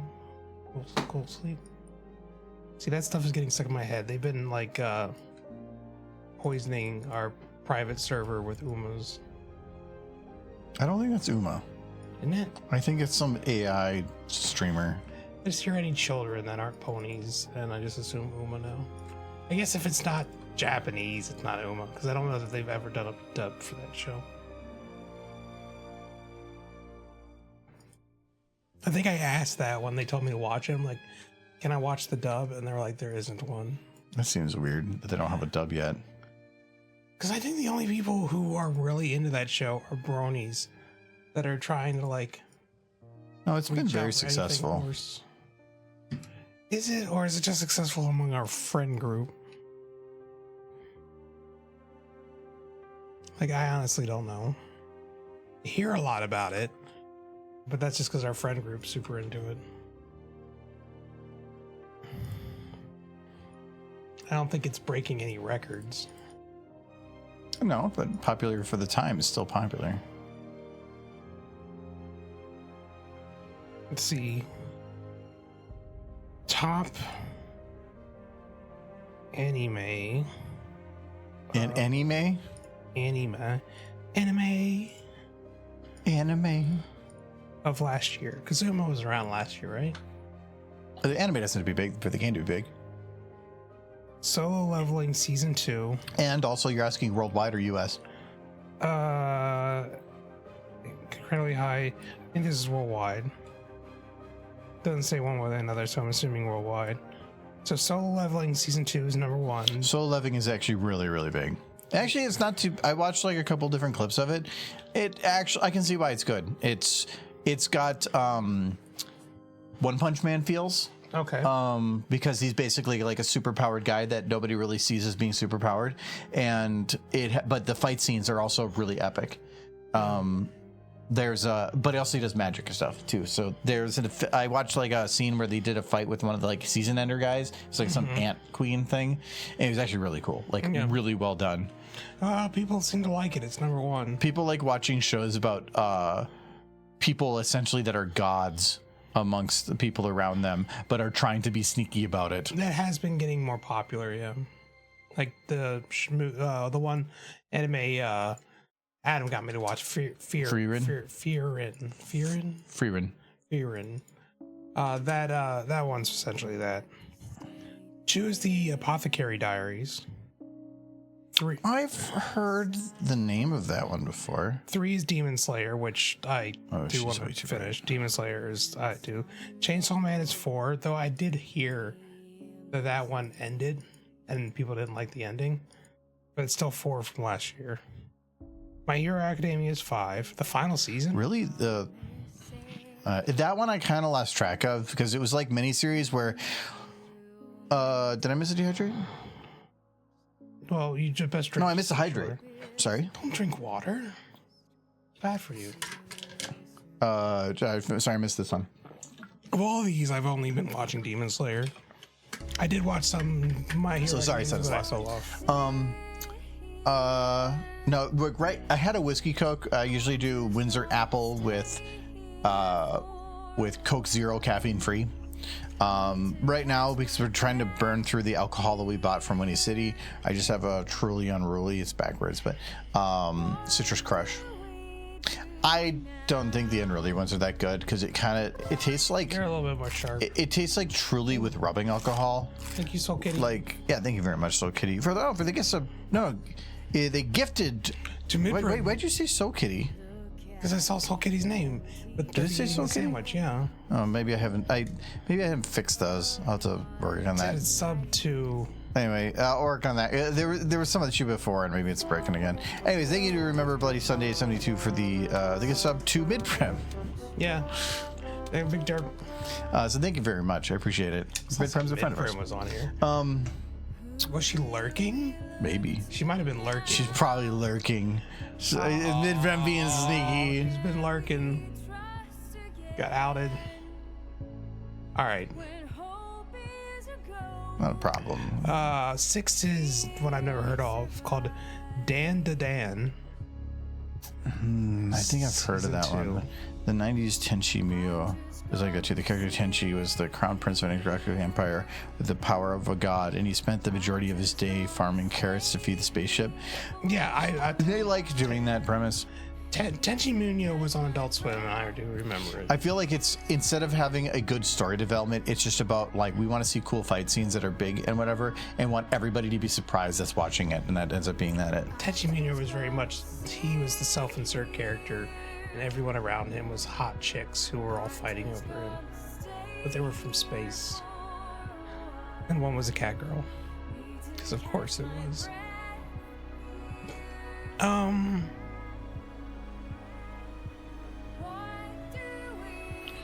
So I feel medalist. like she doesn't need the fire, because this is mainly for him. 7 is the fragrant flower.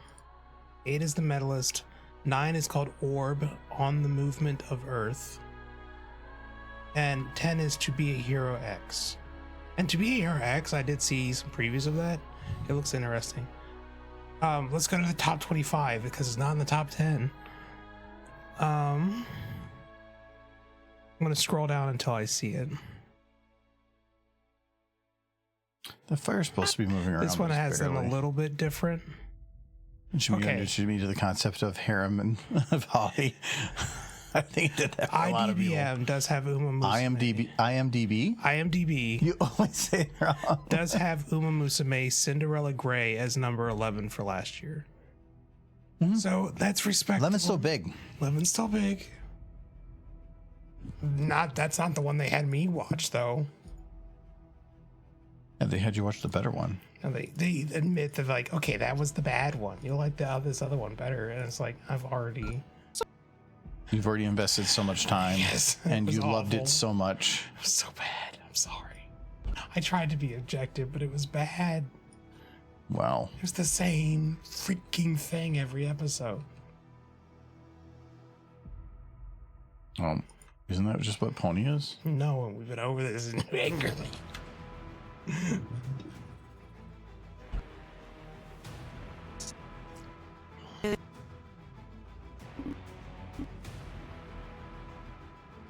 It's on the equivalent of saying it's like Half-Life, but if you were playing the scientist. Yeah. Threadword's here always for you on that one.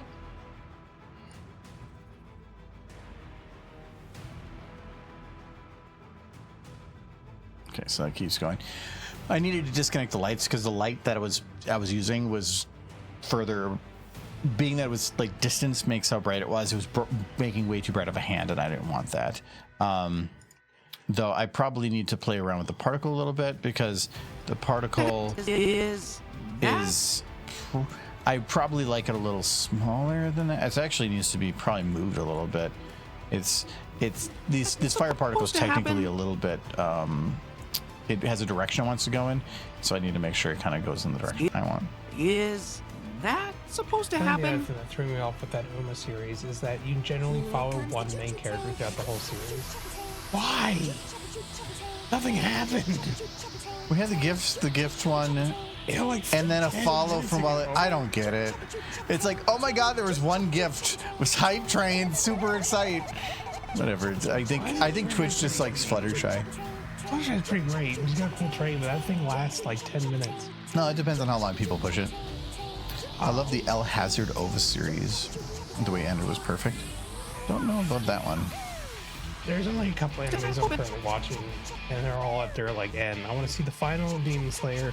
I want to see the final of Bleach, Scam train. and that's pretty much it.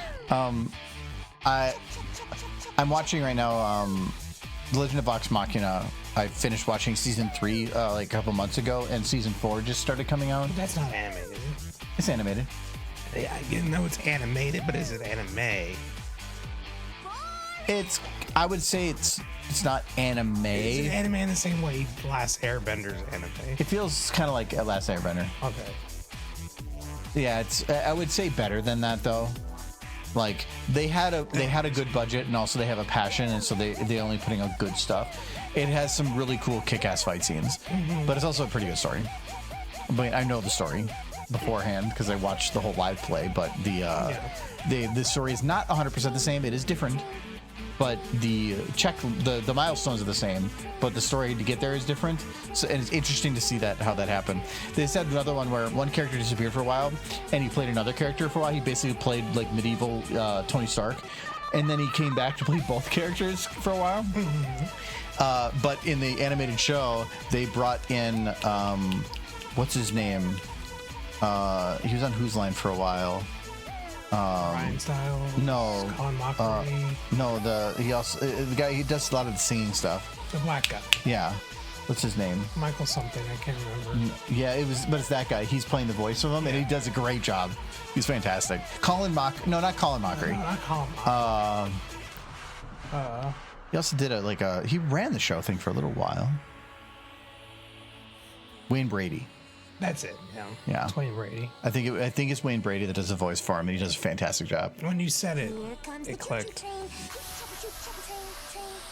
When I said the name, then you remembered the name. Well, I can confirm that it is Wayne Brady. It is Wayne Brady is who it is.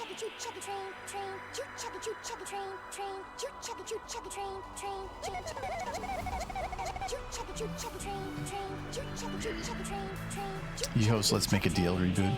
Ah, okay, that's what it was. Yeah, I knew he did some show.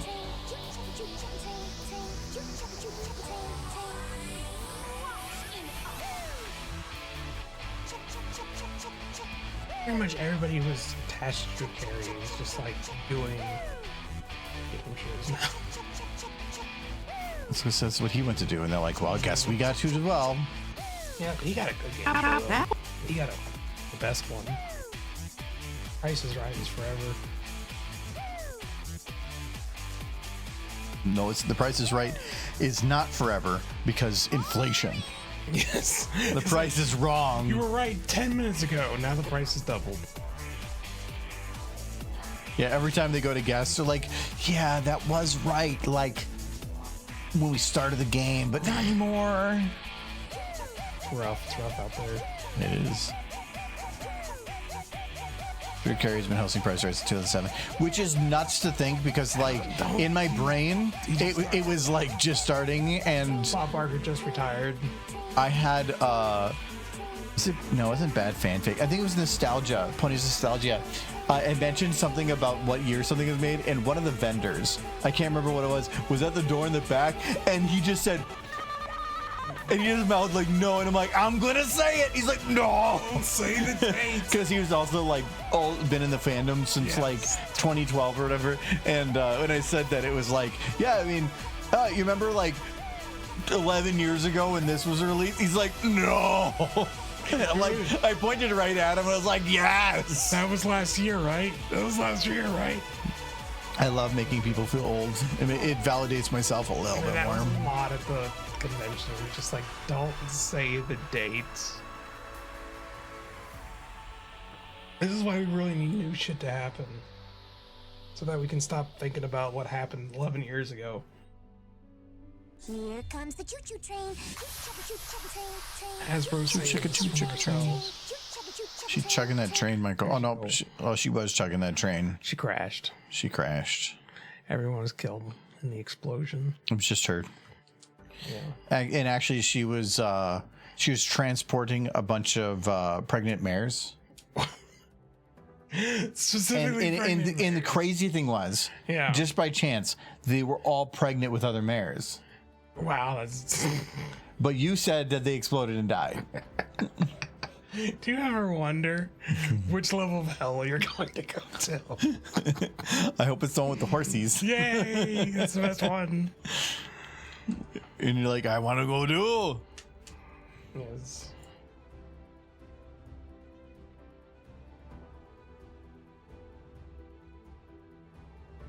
All those pregnant pony mares all worship their false god Celestia, so I'll meet you there. Yeah.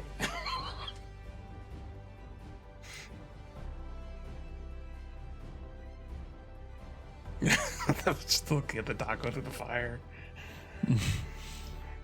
Taco. It's going to be slightly out of focus. It's going to be like this a little bit intentionally, but I also feel like I need to put more fire right at the bottom of the screen, because right now it doesn't feel as much that like the hand is on fire. The problem is fire is like this one alone has like 5 pieces, so it makes it a little bit harder if you're trying to like scale it, but I can probably kind of half-ass it here, because I don't need to deal with all the pieces of it. So like glow parts probably don't need to deal with. The lighting's going to take care of that. So if I go in here again, let's get rid of the glow. Yeah, we'll get rid of the glow pieces. So it's just going to be the flame. That's all I care about. And one of these flames is shitty. Only one of them actually ends up being good, which I don't even know what part this is. Let's put a 10-second delay on it. On those two. Okay, so the base fire effect is not too bad. And then it'll kick in for all the rest. I have not seen. There it goes. The Patty Mall inverted. I have not seen that. Patty Mall. Okay, so which one is this then? Oh, that's the good one. Okay, so I need to keep the top one. You know, for sure. To like emphasize the passage of time, there's one movie I keep trying to get around to watching. That in my mind only just recently came out, and it's a steampunk movie. Yeah. And like, I need to get around to watching that, and I think it's on the Plex. What movie? Mortal Engines. Oh, yeah, just Mortal Engines. I think it's on the Plex. Yeah, I've been wanting to watch that too. He wanted to watch it, but it's probably like been out for 5 years now. I did pick up today. So I'm failing miserably. Nobody. Okay. What's that again? The movie from the John Wick directors, with Bob Odenkirk. Okay. Where it has the bus fighting scene. It's basically John Wick, but less unrealistic and more realistic. But it's about an ex guy that used to do a lot of violent stuff, and then he gets kind of messed up, or gets involved with some stuff, and then tries to fight back a little bit. I'm gonna be honest with you. I never liked John Wick because I think it's unrealistic. Nobody is about more realism. I don't want to root for a dude who's murdering hundreds of people because some guy killed his dog. Yeah, so it's not root worthy. Though in this one, he's doing more of good things. The bus fight scene is this big one that he's known for. I love Bob Odenkirk, and I've loved him before. Bob Odenkirk. Before what's it called? Better Call Saul. So like before he exploded in that regard. But no, we went and saw it in theaters. It's the one that has the old guy from Back to the Future in the wheelchair. Oh yeah, Christopher Lloyd. Yeah, it's Christopher Lloyd in the wheelchair. Remember that part? Yeah, I remember. Yeah, that okay. movie. That's the movie. You went and saw it. Oh, so I've already seen it. Yeah. Okay, yeah. But it's really good. fine. But I got picked that up. So I mean, I remembered it so well, but yes. yeah, apparently you love Christopher Lloyd so much. I like him fine. Fine. He's fine. You don't love him? I don't want to make love to him. I think that's a lie. It's you're right. You caught me in a lie. That is a sexy old man who's very hunched over. I think he's doing pretty good He's just for like his age. shuffling around with a shotgun in that film. Well, also I think he's playing it up a little bit. A little bit. But he's also been old for like 40 years. Yes, he has. He's essentially like the guy from Star Trek that you've been watching. Patrick Stewart. Yeah, Patrick Stewart. It's like Patrick Stewart, where Patrick Stewart hit like 50 and then stayed there for 40 years, where Christopher Lloyd hit 70 and stayed there for 70 years. Like who's the guy from Shawshank? Morgan Freeman. Yeah, I was gonna start doing the voice if I couldn't remember the name. I'd be like, hello. Hey, he's been old for Morgan eternity. Freeman. He had at the age of 20. Yeah, but when he started getting his little freckles on his face as he got older, that was kind of adorable. I like it. Yeah. So, have you guys seen Patema Inverted? Awesome sci-fi steampunk anime. It's a twist ending you can't see coming. Well, now that you told me there's a twist, now I know there's a twist coming. You weren't gonna watch it anyway. Well, it's like there's a twist ending. You're never gonna know there's a twist unless you tell me that there's a twist. And now you told me, so I'm gonna look for it. So, Like, why would I watch anything besides Pony again? Put it up on the Plex, watch it again and again and again and again. There's nothing else. Look, I just ate some unicorn ice cream. He ate some weird, like, man in a suit ice cream. I had a unicorn ice cream. It was weird man in a suit. You watch that man like every morning. I used to. Now his show is gone. What do you do? I don't. He's not doing anything right now. Oh, he's gone into hiding.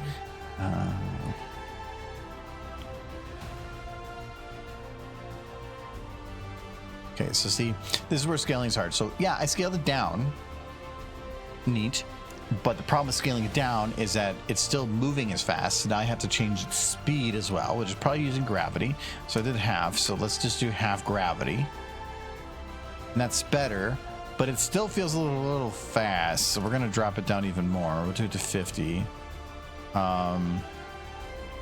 That's better. Let's do that. So we're doing about half on everything. Okay, so now we have this one. So we're going to do the same thing. So there's a remap noise to scale area, which is it's the radius. So this would be 17. And this would be 25. Okay. And then the speed, we did 6. I'll do 60. Thing is, it's been so long since I've really sat down and watched a lot of films that if you ask me for my recommendation on something to watch, I'm gonna give you something from like the 80s and 90s. It's My Little Pony might be the newest thing I've actually watched. Like, Oh, you've seen other things. You just are not remembering it because your brain only focuses on. because maybe they're just not that good. They're not worth remembering. I'm trying to think of like a more recent thing. Well, like Martian actually, was good. It's been like several years now. I really like the robot one. iRobot? No, again, you're going old. Yes. No, you bought the movie. The robot, it was raising a duck. Oh, Wild Robot. Yeah, Wild Robot. That was a very good movie. It was pretty good. I really like that one. It was good. There was Nimona. Nimona was good. Nimona, I really liked Nimona. If you haven't seen it, that only came out a couple years ago. K-pop Demon Hunters is really good. Yes. Give K-pop Demon Hunters. K-pop Demon Hunters was literally an analogy for mental health in every down to like how everything was named. Like it literally was. It was a very good movie for that, and also had an amazing singer finally getting her show in the None of it was Pony. main light, but it had a kitty on it too. Yeah. Just confuses the internet. Love, Death, and Robots. That's not a movie. Love, Death, and Robots is like a series of YouTube shorts. You got Transformers Zero or whatever that one was. Transformers 1. That was actually pretty good for a It Transformers was okay. movie. I wouldn't say that. I think it was really good. I wouldn't say it's the best Transformers movie of all time or a great movie of all time, but I thought it was actually pretty good for what it was. I'm happy Steve Buscemi has found someone. He was Starscream. There was one of the voice actors for Critical Role. One of the guys was talking about roles that he would go back and play again. He goes, yeah, like a long time ago, I did a bunch of roles for Starscream. Completely destroyed my vocal cords. Would do again. Yes. He goes, it was fun. It was a really fun character, but destroyed my voice. This got to do like the grunt. I'll get you. Yeah, it's like, oh my God. Like You got to scream. Raspy as hell. But he did a bunch of Starscream. One of the guys in there also did like Flash for a long time, and he loves doing Flash. He talked about I'm trying to think of some of the other characters some of them done. One of them had done some Overwatch characters.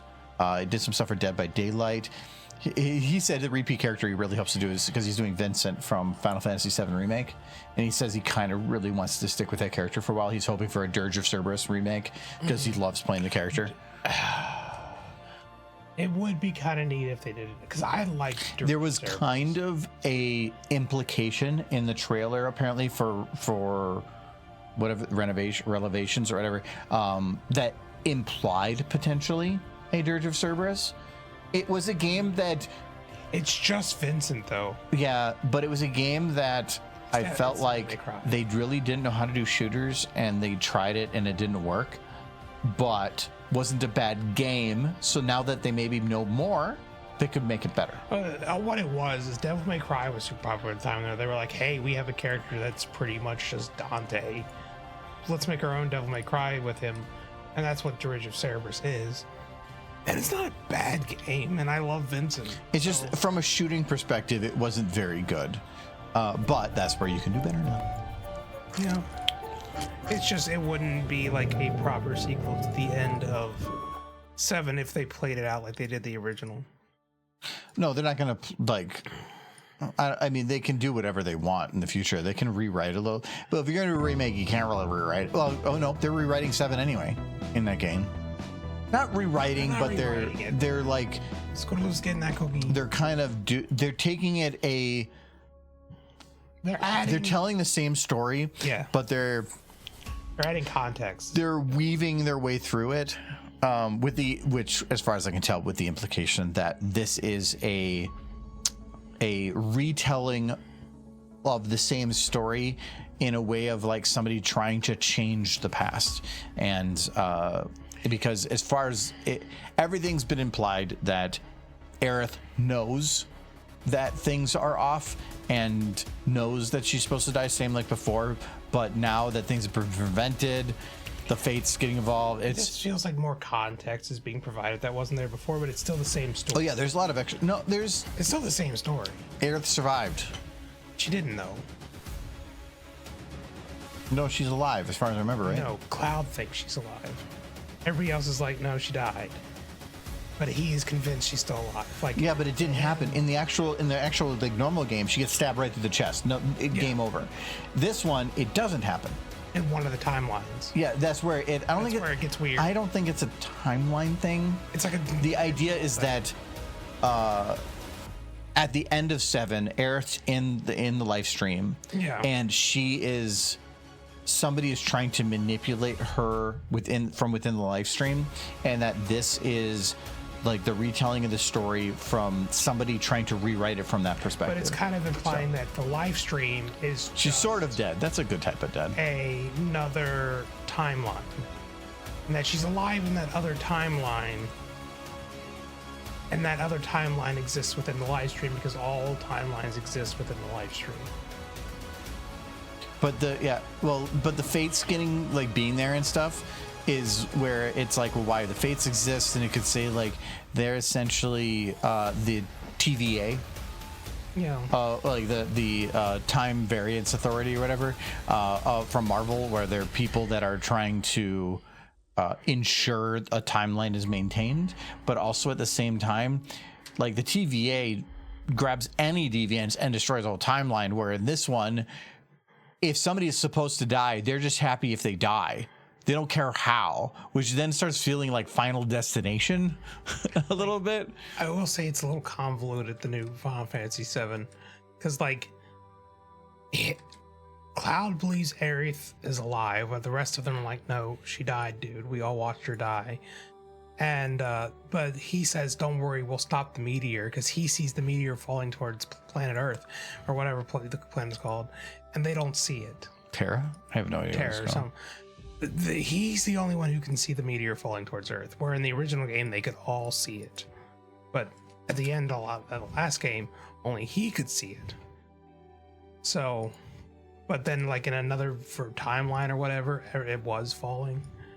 So in some timelines the meteor is falling, but in their timeline it's not, because they defeated Sephiroth before you could cast the black materia. So all the story from the original is there. It's just split between like multiple timelines. I'm not a huge fan of the whole like different timeline thing, because I think that's a bunch of bullocks. But I'm kind of hoping all the timelines merge, and that in doing so we get back on track to the original story, because all the elements are there. They're just in different timelines. It's not going to happen. We'll see. I have no idea. It's supposed to come out next month? No, it's coming out next spring. Oh, that's far more time. Yeah, that's a lot longer from now. Next month and next spring are like 9 months apart. And next spring could be anywhere from like March to June, so.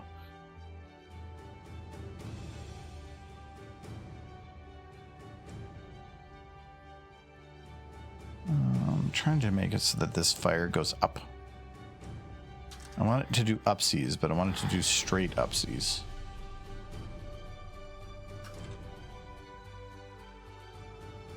But even here, like, that's going up, but yeah, you can still see it's going that way a little bit. It's not passing this line right here, which means something is still telling it to go that way. It can't be gravity, because gravity is just saying go up. That's just rotations. That's position. Actually, nothing up here can do it, because that's all the operators are about starting values. Well, initializers are initializers are about continuous values, but it is saying give it velocity, a noise in a direction, and I smooth that. But init continuously, no. Wait, maybe. Hello, Rainbow Garfield. No. Yes, hello, Rainbow Garfield. Hello, everybody. Having to stream rewards. Better half taking over for. Those are gone. No. Gone? We just got back from a convention, and then Michael had some job stuff going on, so I turned it off so he didn't have to deal with it for a little while. You have been very forgiving of me of late, because I've been frazzled by job stuff. Yeah, I was thinking. I recognize this. I was thinking you wouldn't want to have to deal with it, so I had to turn it off for a little while. Well, like just general stuff. But anyway, I've been less than perceptive to certain things. I've let some things fall to the wayside. But yeah, if you didn't know, I got a new job. Not yet. Oh, no, I got the job. Well, you're not working it yet. I'm not working it yet, but I got it. Close enough. Yes. No, I'm still dealing with my old job. I gave them a proper 2 weeks notice, because that's the proper thing to do. No, you didn't. I gave them an 8-day notice or 9-day notice. You wanted an 8-day. No, you gave them an 8-day notice. I gave it to them on the 9th You day. can't on the 9th day, at the very end of the day, say it's 9th day. Yeah, I can. I did. From the business perspective, it's 8-day. But I gave them notice. Really, it's all courtesy. Yeah. Because, I looked it up, Minnesota is an at-will state. So technically, a job can fire you for any reason. I think they have to state it, but they can fire for you for any reason. You can file for unemployment then, with basically very little reason. But essentially, because they can do it, so can you. Yeah. You can just quit without for any reason and just do it. The whole giving people a reason is just it's nice, and it makes you look better going forward. If you just quit all your jobs on the spot, it doesn't look good going forward because you still have to go to another place. Like, yeah, okay, they were shitty, but like every job you've just walked off and now you're going to work for us. Are you going to do that here? Like that does go against you. So it is a courtesy, but you don't have to. No. Are you going to get paid out your vacation? I have no idea. I would check on that too. I honestly, Money's money. money's money. Yeah. That is how the definition I of money kind works. of wish I could just take that vacation with me, but that's not how it works. No, but the money would help. Just help what? Money's money. I'm not broke. Yeah, but money. You know how many horses you can buy with that? Where am I gonna go? Oh, and I'm starting in SFM. Oh, well, good luck. The nice thing about starting now in SFM is you don't have to worry about it getting updated right? And getting in your way, because that actually was a problem for me Unless early Source on. 2 gets proper working. Yeah. Because the software ain't gonna be updated anymore. They got Source 2 and like whatever's going on with that. But no, it's fun. If you really want to get into animation, I highly recommend SFM as a really good starting point. If you really want to get into the more professional side of it, I would recommend eventually moving to Blender or something. I don't give a shit myself. I'm just doing it for fun. I mean, the only real issue with the Source was the RAM limitation, but you found a fix for that.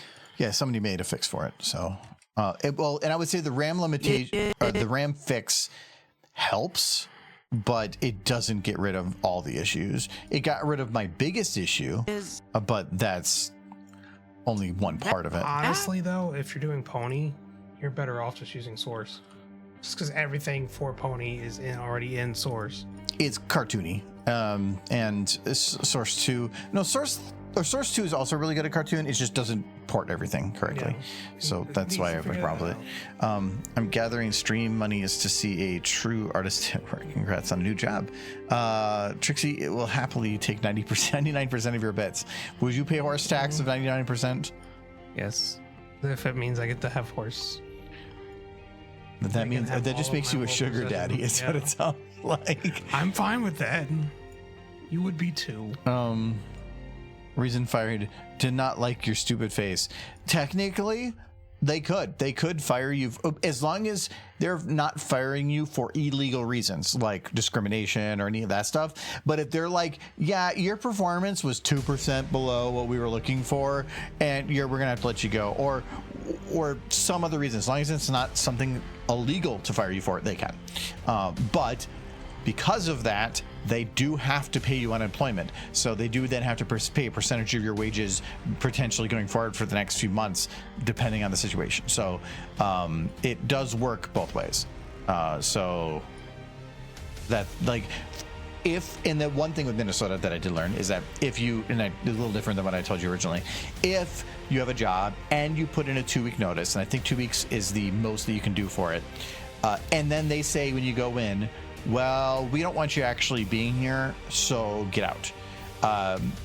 They have to pay you unemployment for that 2 weeks. I thought it was originally your full wages. It's not. It is, but they are required to pay you because they have now fired you. You said you're quitting in 2 weeks. They fired you now. So for that 2 weeks, they have to cut off your unemployment. So I did learn that, which is nice too. But you're giving them a courtesy. They didn't want it. Doesn't matter. They still got to pay you. No, I already know when he tries to give me sign something, what I'm going to do is he's going to hand it to me. I'm going to take out my phone. I'm going to take pictures of the document. No, Then I'm going to fold it up, and then I'm going to hand it back to him and say no. And if he says, well, if you don't, then Supposed to you're happen. fired. And I said, okay. So was there a non-compete in there? Because if there was, I can take that to court if you force me to sign it. Well, they can't force you to sign anything. I know they can't. He literally can't sign But you if for he- anything. But if he punishes me for not signing it, But punishes you by firing you? yeah, What's the firing going to do? it's gonna. No, I just want to fuck with him. No, like firing doesn't matter. It just tells you to leave early. That's all it is. Yeah, but I want to fuck with him. I hate the man so much. I will take a week of my time to fuck with him. No, I despise him. No, you just like if you are quitting, don't sign anything. No, like places can be a bitch. I don't think all employers are assholes, No, but there are just surprisingly decent number there at our because they put salesmen in management positions for some reason because we lived in a whack world. I've never had to sign non-compete stuff, but I know people that have. It's illegal in the state now, so you can't. Remember, Remember, Michael, you set the standard of new job lasts a year, so you have a full year of excuses. No, I don't think. Really I think I said 6 months. I'd say 2 weeks. I say you can claim a new job. A job is new for 6 months. After 6 months, no. So at least relatively productive. What have you been doing the last 6 months? No new video. Yeah, Argo Damon. I always love when people say that because it's like videos take a while. I think He's almost done with this one. Vivzy Pop had the video where the announcement for the new seasons of stuff where it says in there like it is like animation takes a long time, and that's essentially well, he worked on an animation and then I broke it. So I have. It's like, so let's say I want to work on something big and long. If I focus on nothing but a very long video, it means I would have nothing for like 2 years. Problem is, YouTube will demonetize your channel if you put nothing out within 12 months. And then you have to reapply, and it means that between that 12th month and whatever time you finally put out something, all your monetization is shut off, and YouTube just takes all the revenue. So I need to put out something at least once a year. Well, if I want to put out something big, I have to spend a lot of time doing that. But if I only do short stuff, I can put out more stuff, but then I never have a long thing. So the idea, what I've been mainly doing is going back and forth with a longer thing. And then after a few months of working on that, I just start working on a short thing again so that I don't get demonetized. It's not because he goes off on tangents what he should be animating. That's not. I haven't really done much today. I've just been doing lighting and stuff. But I need to make sure this fire is good. Yeah. Like right now, like there's fire, but there's nothing in front of the hand. So I need to I need another one. Because I just thought about that. There's nothing jank about this program. This program is super jank. Old. But so SFM has some jank to it, but I love problems to a degree. I love problem solving, or not as much problem solving. I like finding workarounds, and SFM has certain limitations that are really annoying and frustrating, but it is very satisfying when you run into one of those roadblocks and you find a way around it. Because it's like, oh, the software doesn't do this, or it can't process this type of thing. So what can I do to make it look that way? And to try to make it work in some way. And I enjoy that a lot. So finding those little solutions, that's where like when I have tutorials on YouTube, and a lot of those tutorials are because I found some weird jank workaround and I wanted to share it with people.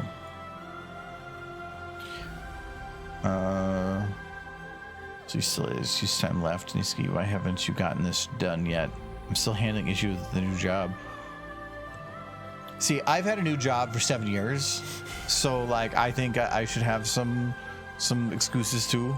Yeah, I've seen him though. He doesn't really work, so. Yeah. To be honest though, I think am I gonna be getting home before you on the days you actually do go to work? Sure. No. No, still no. No. And I'm gonna be leaving before you. Mm-hmm. I'm gonna be leaving a little. Yeah, because yeah, but you have like lunch hour and stuff. I don't get to use it. Why not? Because I got shit to do. At your new job? I don't know yet. At your new job, you should be taking your lunch because it's a bylaw thing. You're now hourly, which is different than salary. So if you work 9 hours, they have to pay you for 9 hours. If you don't take your lunch, you were literally giving them free labor. It is hourly. But I need to get shit done. You have, yes, and then they should have figured out how to do that on their side. You do what you have in your time that's allotted and nothing more. If you are hourly and you are having a lunch, you clock out for lunch and clock back in for lunch. I haven't had a work break in 6 years. I know, but that is what you do. That's what work is. It is hourly now. I'm tired. Literally, they could be in trouble for you choosing to do that. And choose. It's the work. It's piling up. No, it is not. You don't give a shit. If they need more people, they hire more people. And if there's not enough getting done, that's their problem, not yours. You are the employee doing the work in the time allotted. As long as you're doing your work, who gives a shit? That's up to them to figure out the rest. I care. Don't give them free labor. It's stupid. Like, I did a whole bunch of extra work the last weekend. And then even though I'm salary, I talked to my boss and she says, oh, just flex your time. So I just took a day of PTO and didn't charge it to PTO. I just eat up. So I ate my Thursday for the con wasn't PTO. Even though I'm salary, because they are very good about that, even for salary, mainly because of government reporting and stuff. So I have to have only 40 hours and I can't go over, because then it's considered we're charging the government too much time. I did tell my mom I probably won't be able to make my sister's 40th birthday. I have no idea what they're doing for it.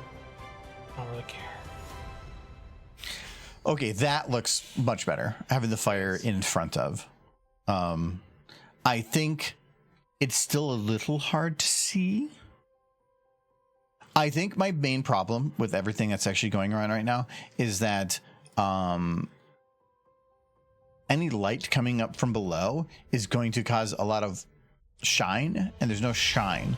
So I think what I need is a volumetric light from below that is shining up. I wonder if this new place will have a cabinet I can keep my peanut butter and bread.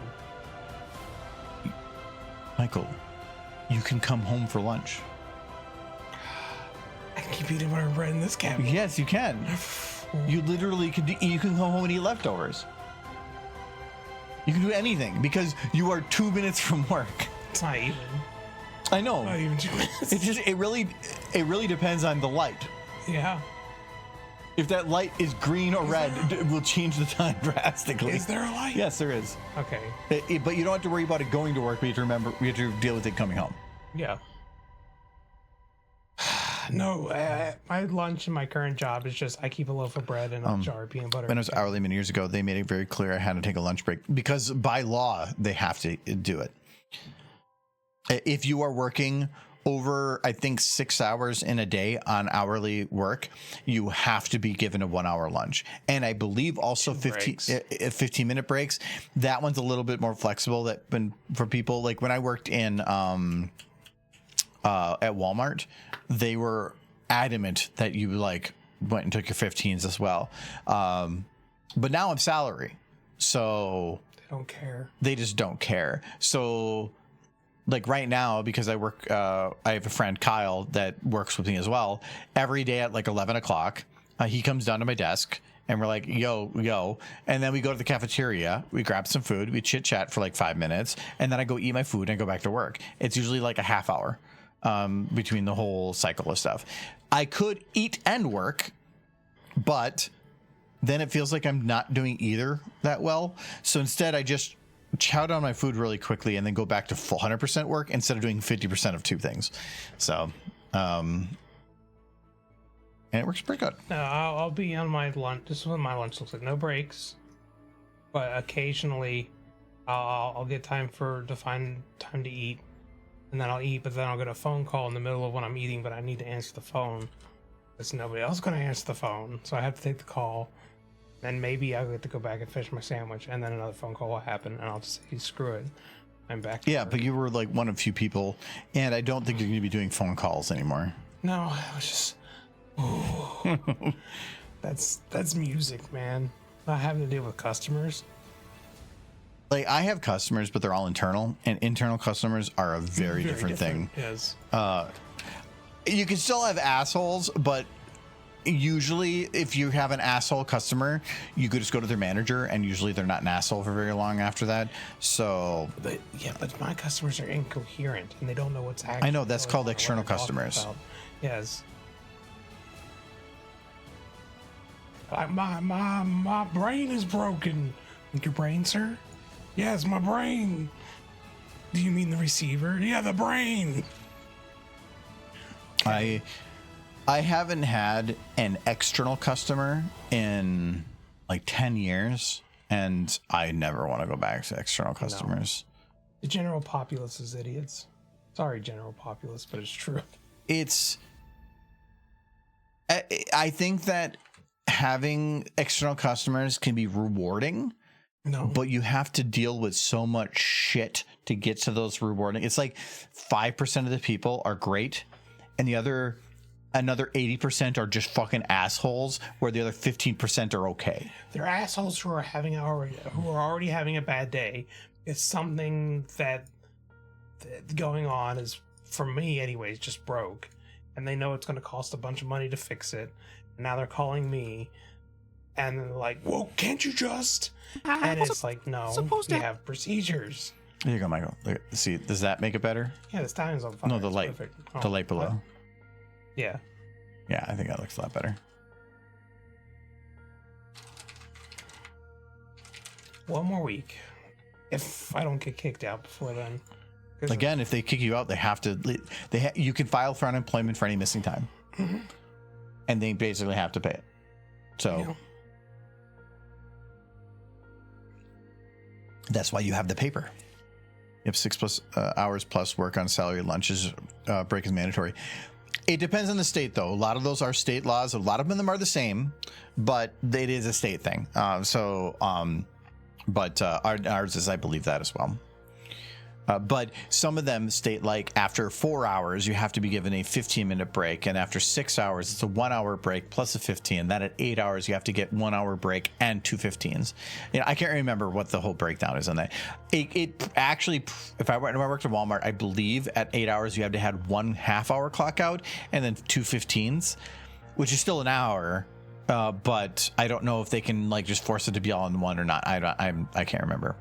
And also some places are just better. Again, I'm salaried, so I don't have that, but I'm in a weird middle, like, area to where I've been salary non-exempt before. And that is where I'm salaried, but technically I have to put in my hours, not per hour. I just have to say how many hours I'm working for the day, but then I am not exempt from overtime and stuff. So I'm salary, but I can technically still get overtime. Where now I am salary exempt, to where I cannot get overtime. But because we have to report all of our hours to the government, they still require that we do not go above 40 unless we have a valid reason. And for my type of work, I am not allowed to have a valid reason for above 40. So even though I'm salary exempt, I cannot work overtime. And so if I put in more than 40 in a week, they will have, it's usually about, like, well, what can we do to, like, adjust it? Because that's where, like, it's an under the table thing, but it'd be like, okay, I put in 10 extra hours this weekend. All right. Well, if we can do it within the same pay period, so instead, like, just take these hours off this day and then just don't come in this day. So I still, in a 1 week period, I'm working 40 hours. They're very adamant on that, which is very nice. It sucks if you actually have shit to do, but it's also nice that they can't, like, push you to work extra hours. So I like that I get the benefits of both salary and that. The biggest benefit of salary is if they actually let you go home early, but that's been a thing for me in a long time. Salary is nice if you can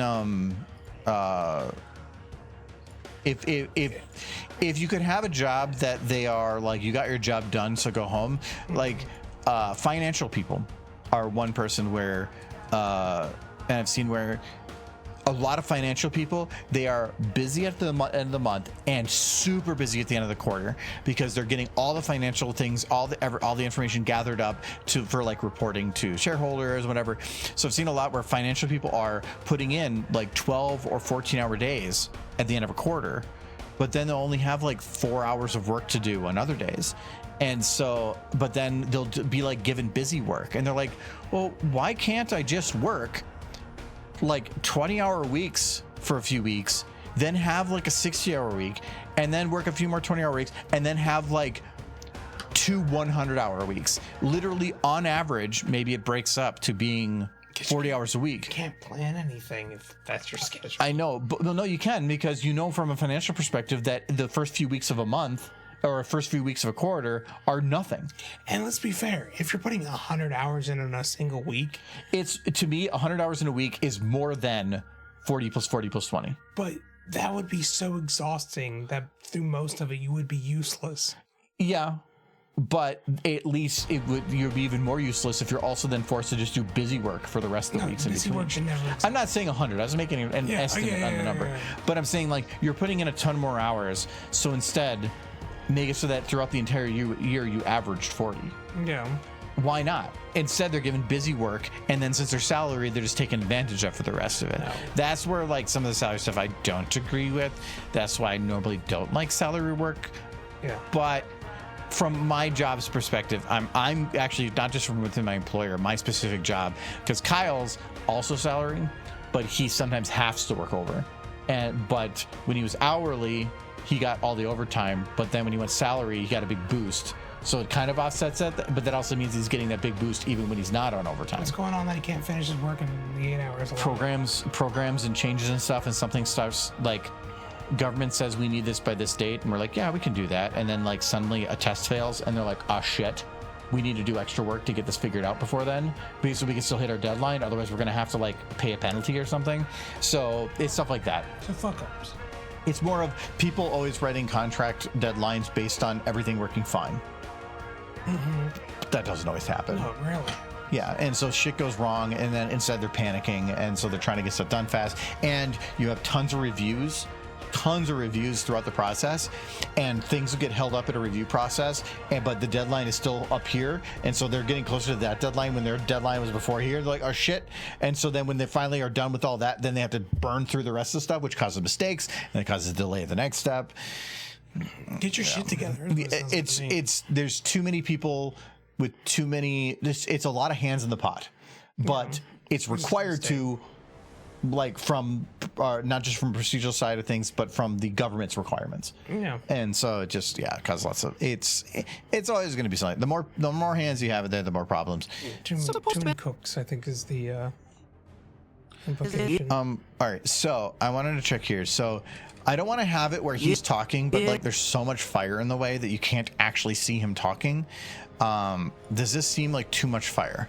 I think that if I were to keep it like this, yes. But as soon as it blurs, he comes into focus more, and it's a lot easier to see him, and I think it's fine.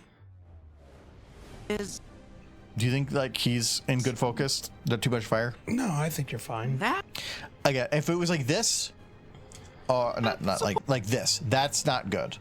But as soon as it blurs, then I think it's good. And it's really hard because I can't see what it's going to look like blurred. So, whatever. I need a spooky sound.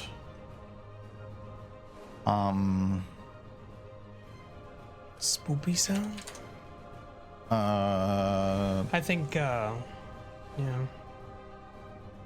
whole, I experienced both sides of salary. My boss, he would let us go home early if things were caught up.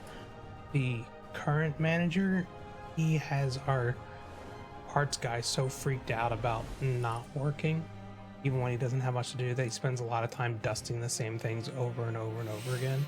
Busy work is stupid. Look busy. And if you don't have enough work for somebody, Dude has masters.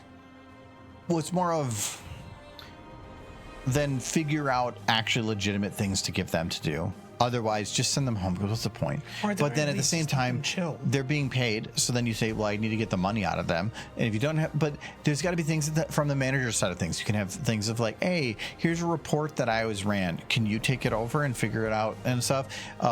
There's always something that you can do. It might seem like busy work, but sometimes just getting like numerical, like certain reports figured out, sure. But if you're always just like organizing the same boxes over and over again or sweeping the same floors that are already clean, then that's stupid. Yeah, and I would say this, if there's like some financial report that my manager wants me to get done, but then I look in his office while I'm doing it and he's just fucking around, I'm not gonna respect that guy. I'm like, you could have done this. You clearly have nothing to do, but you expect me to stay busy? Screw you. When I worked in medical, I had downtimes at certain points, and I ended up I was like, I want some stuff to do, and they had some reports that they were manually running, and so I grabbed those and I just figured out ways to automate them. And now now you can say they have less to do, but then like there's always something you can find to do to make things more efficient. And I mean, yeah, I may cause problems by getting things more efficient, but there's less to do.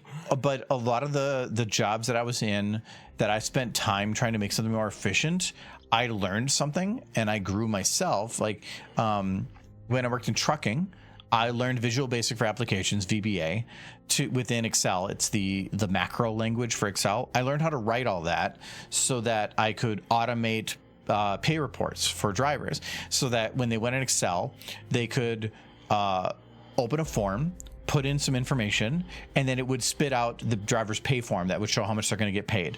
Normally, every time before, somebody would go into a handwritten form and they would just go and do all the math on a calculator and whatever, and it would take like 15 minutes to figure it out. And then I wrote a form that took them like 30 seconds. Get another drink. What do you want? There's one lemonade left in there. Grab me the lemonade one. I think it's in the very bottom shelf. But in doing that, I ended up being a person that helped for the pay sheets later. So I saved myself time because we would work 13-hour evenings or whatever. So anytime you can save, great. But I learned Visual Basic, and I then took that into future jobs. And now a lot of the reports that I do, like I recently, for one system I put together, I built a whole Visual Basic application to automate the reports. So this big fancy report that would normally take me like 2 hours a week to run took me like 30 seconds. And then I would email it to everybody. Well, now I redid the system and I haven't rebuilt that report yet. Now people are like, where's this report? And I'm like, you need to give me time to rebuild this because I'm not going to spend 2 hours a week. Have this dragons, yes. Well, my lemonade. Dragons, yes. Fine. So it's if you're going to have downtime at work to where there's not much going on and they're going to give you busy work, use that time to develop yourself in a way that helps the company in some way that's just hidden as a way to develop yourself. Because learning how to do something only is going to help you in the future, and it only has helped me. Learning Visual Basic, as a hobby, I learned how to do HTML, CSS, JavaScript, PHP, a lot of like the web development stuff, and now I do that as a lot of my job. So like it's good stuff to learn. If I can't drink or eat it, that was the point. No, it's you're gonna burn time at work doing nothing. Burn it doing something to develop yourself so you can find better work. If you think it's already a boring job and whatever, everybody can develop themselves a little bit. I'm already excited about this current job because I went in there and they're like, yeah, we haven't really figured shit out yet. We need somebody to help. I'm like, hey. Being able to help, as long as you have some experience, being there to help develop processes and stuff is actually really cool, I think. They did mention they're looking for an engineer still, and they kind of like, if you figure. I'm sorry, I'm not available. No, you. I do software stuff. I don't do hardware stuff. I'm not an engineer. I have an analyst job, but I am at the higher end of the pay scale for my job now because I was like, hey, I'm doing development work, but that's not my position, and you need to like recognize that. And they're like, okay.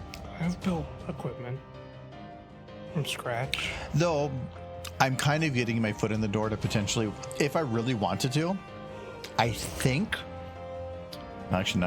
pretty sure there's a lady that works in corporate that is retiring at the end of this year, and if I really wanted to, I could request moving to her position, which would probably invert my pay scale in the positive direction, but then I would be 100% remote. And with AI and everything coming in, I don't know what the prospects of that look like going forward. I don't know what the prospects of your current business look like with AI. Because I'm the only one within 90 people that knows how to use a computer. It's rough. There's been so many times I am inundated a third of the day with questions that are like, hey, why can't I do this? And I'm like, because this. And it was just a Google question. And they're like, oh, wow, you're so smart. Thank you. I'm not worried about my job, but if I moved into a position where I was actually IT, take a risk. It would be great for a little while, but I'm a little concerned. If you're working from home, the only boss you have is yourself. I would probably still go into the office. It's still the same company. I would just be working for corporate.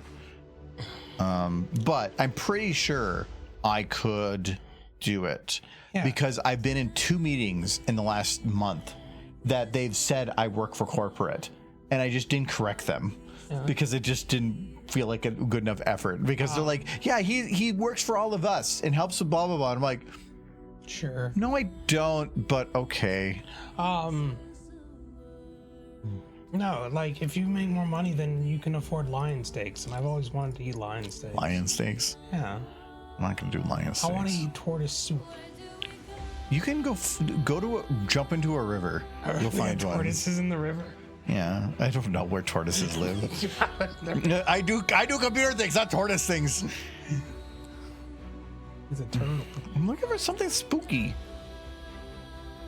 But like, I thought sound effects because it's not really like sound effect, but I'm looking for like a hit, like a cinematic sound effect. But a lot of the cinematic ones aren't really what I'm looking for. I mean, maybe horror and suspense sound effects. Oh, maybe there. Chad. Impacts and swooshes. If he starts making more money, should I have to pay rent anymore? I think you should just put me up free. No, you're getting more money.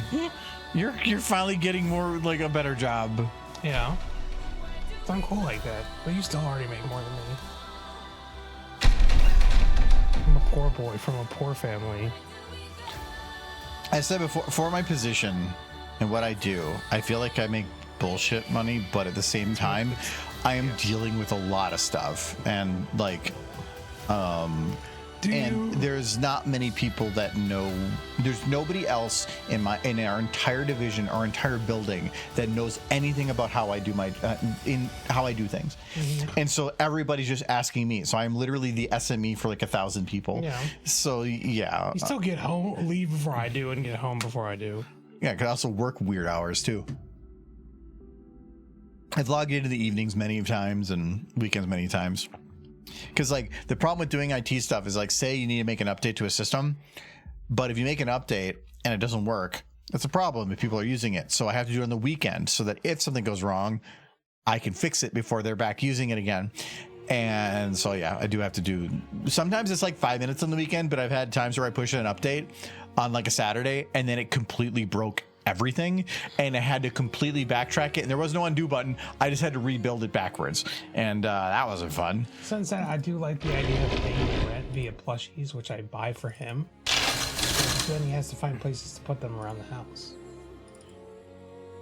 And this is a good idea, until the house is so filled with plushies after every rent being paid via plushies that there's no room left for us. So it's just the plushies house now.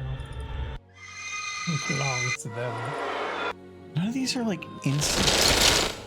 Yeah, I want like an impact. What do you mean underserved bronies? What are you referring to, Sunset? What are these underserved bronies that don't have enough pony plushies? Yeah, these are sound effects. They're not like. I'm looking for spooky music. Okay, hold on. You need a do. No, I'm looking for like the what was that movie where they're all in the sleep thing? Inception. I'm looking for like the blah. That's what I want. That was War of the Worlds. That wasn't Inception.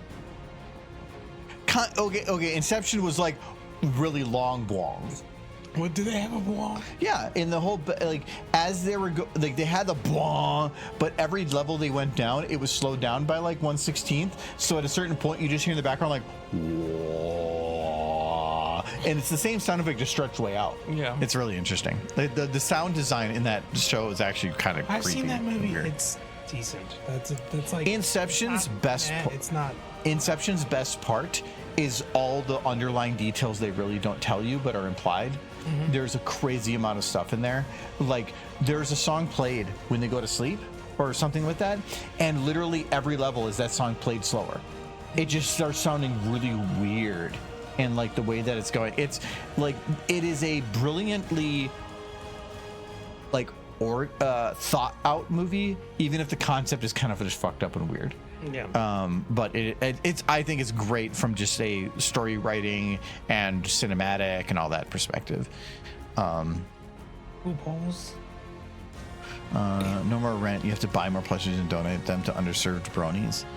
No, because Michael would buy more and then he wouldn't give it to anybody. He'd just like claim it on his tax forms. Yeah. Or you can finally make a few boop holes to stick around the house. Yeah, make some boop holes. You want to make what was the phrase? The glory boops. The glory boops. Or the I made one upstairs.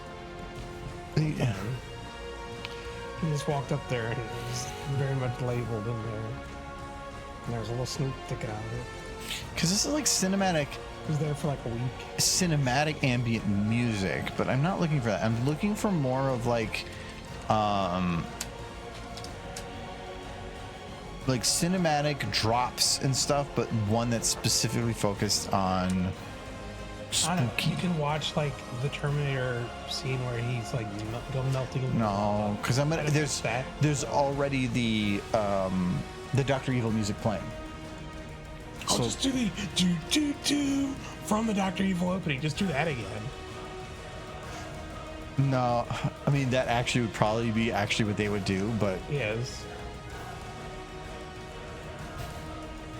Hold on, I'm gonna see how it works. It's one of those things of I don't think it's going to work, but that's not up to me. I want to see if it actually would work.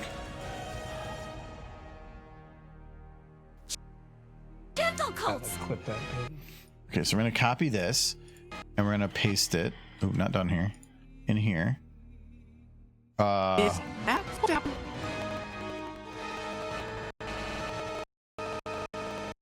Okay. We'll put it here, and then we'll just have it hard cut.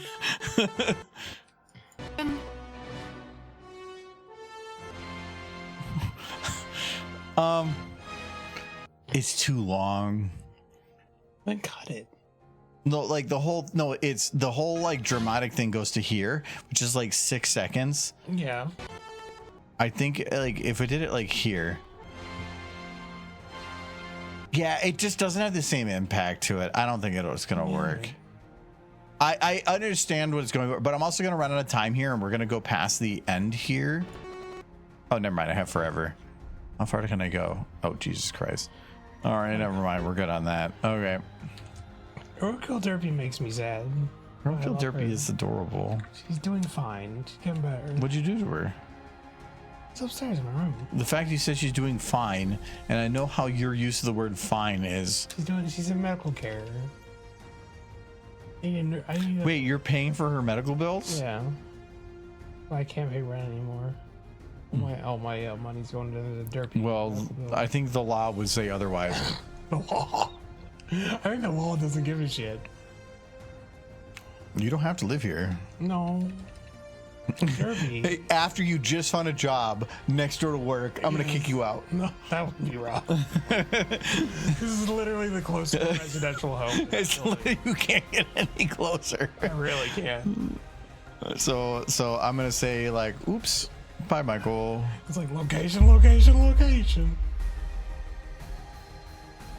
Oh my goodness! When I saw that job, I was just like, okay. Taking a shower, putting on a shirt, walking over there, and my goodness, from going over there with no real expectation that I would even get to see anyone, and standing in their front lobby for 10 minutes. Yeah, I just stood there waiting for somebody to notice me.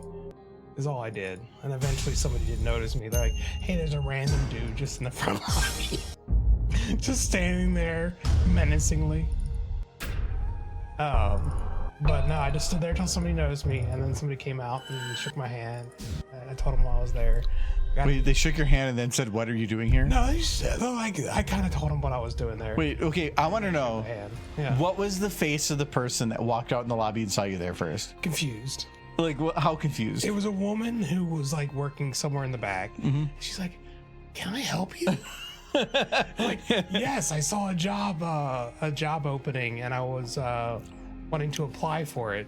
I brought my resume, or I just applied for it. I thought I'd come over. And she's like, 1 second. I think I know who might want to talk to you. Because in that situation, if I would look around the corner like, what the fuck is this guy just standing here? It was kind of like, she was like, oh, yeah, I think I know who might want to talk to you. And then the guy came out, and I shook his hand after she explained why I was here. And then he's like, come over into this office. And then we went into the office, and some dude was hiding in there on his cell phone. And he's like, hey, I need to use this room for a minute. And he's like, oh, yeah. And he ran out, and then we sat down, we did the interview. What I'm actually surprised about is that a lot of times, because you say they're kind of new to that building, is that people would normally be like, I have a lot of things going on. The fact that he was able to drop what he was doing and jump in to help you and to do that is actually the most surprising thing to me. Instead of, he could go to that room and I'll be with you in like a half hour. No, like, yeah. he was with you right away, right? Yeah. That's actually kind of surprising. And then the one girl who saw me initially came in with some stuff because they wanted to do some tests with me to see if I knew what the hell I was talking about. I passed those tests, thankfully. And well, I hope so. You failed the test, but nobody else applied. So, but like, then they're like, you'll hear from us before the end of the night. 11:30. I'm freaking out. It was said before the end of the day.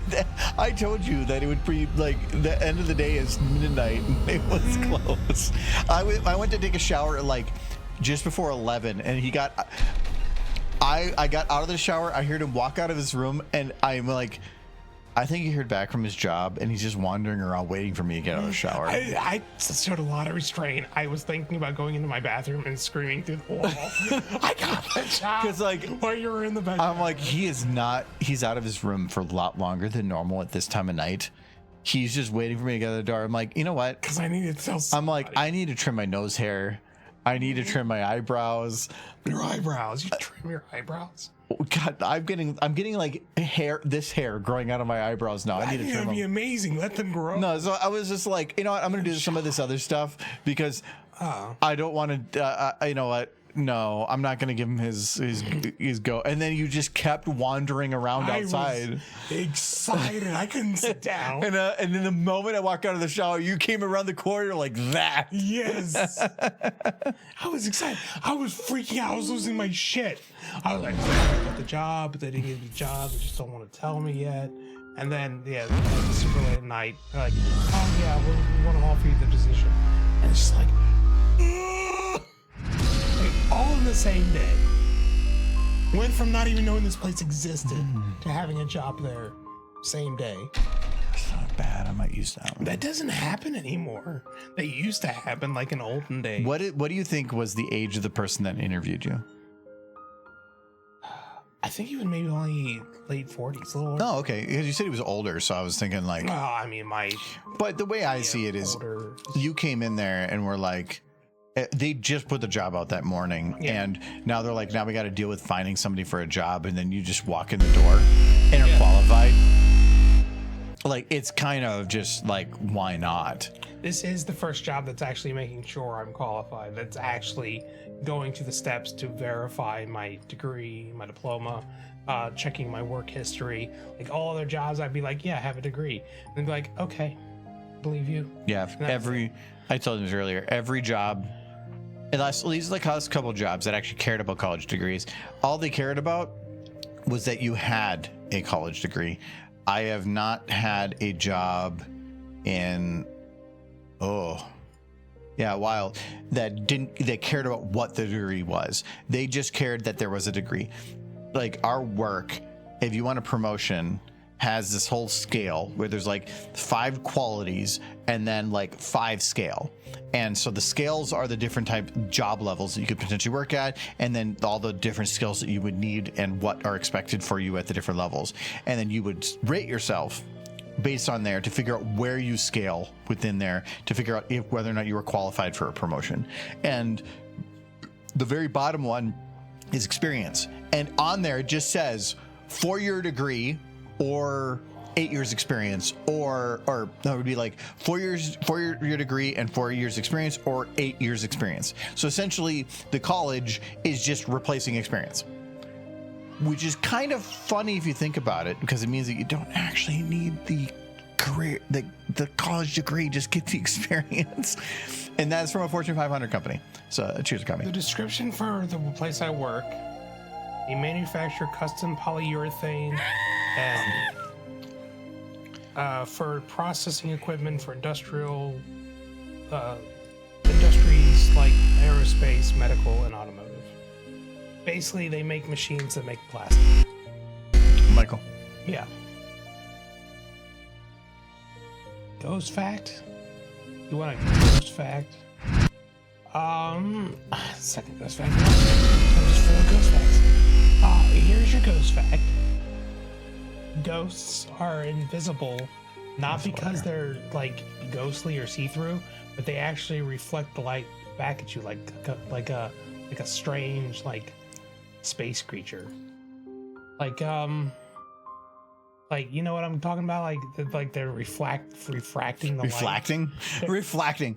Afflecting. They basically have Afflecting. They basically have camo. They're not invisible, they're camouflaged. So, like, you still pass through them because they're ghosts, but they're not technically invisible. They just got camo. If you use the right, like, black light, you might see one. So, yeah, there you go. That's your ghost fact. Putting keywords in there. I am happy that it's primarily plastics that are used in, like, automotive and aerospace and stuff, because those are the plastics I'm cool with. If I was making, like, plastic bags for... Well, what would you have to do with electronics and stuff? I don't know. I'm sure there's some electronic element even to those machines. Yeah, maybe. But that's not this place. This place, like, if you have a plastic dashboard or like the plastic that's made for like your mouse or keyboard, that's the kind of plastics they make. Well, that is a neat job. Yeah, I think just Michael getting a different job is good. Now the machines are very portable. Basically, they build them and then they ship them out to places, and then I guess it extrudes into whatever mold they might have on the site. Yeah. A lot of places though are using 3D printers now, even some of the like automotive places. So I don't know if they make the filaments for 3D printers, but I could see them doing it, or at least making the equipment that makes the 3D printing is so cheap now that everybody has a 3D printer now. Oh yeah, I mean, polymers have always been pretty popular my entire life, but like 3D printing is definitely like the demand is up. Yeah, it's not too difficult for people now to get industrial machines, but if it's a machine that you can get in the private market, you can get amazing things in the commercial market. And so if you can get 3D printing at home for cheap, which is, I think, for what you can do nowadays is fairly cheap, you can get amazing 3D printing now in commercial.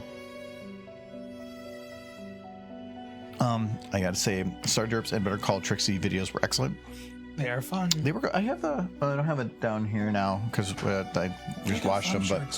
But we have a Star Derps shirt available at here we go at our store. Just a heads up, we have we have Star Derps.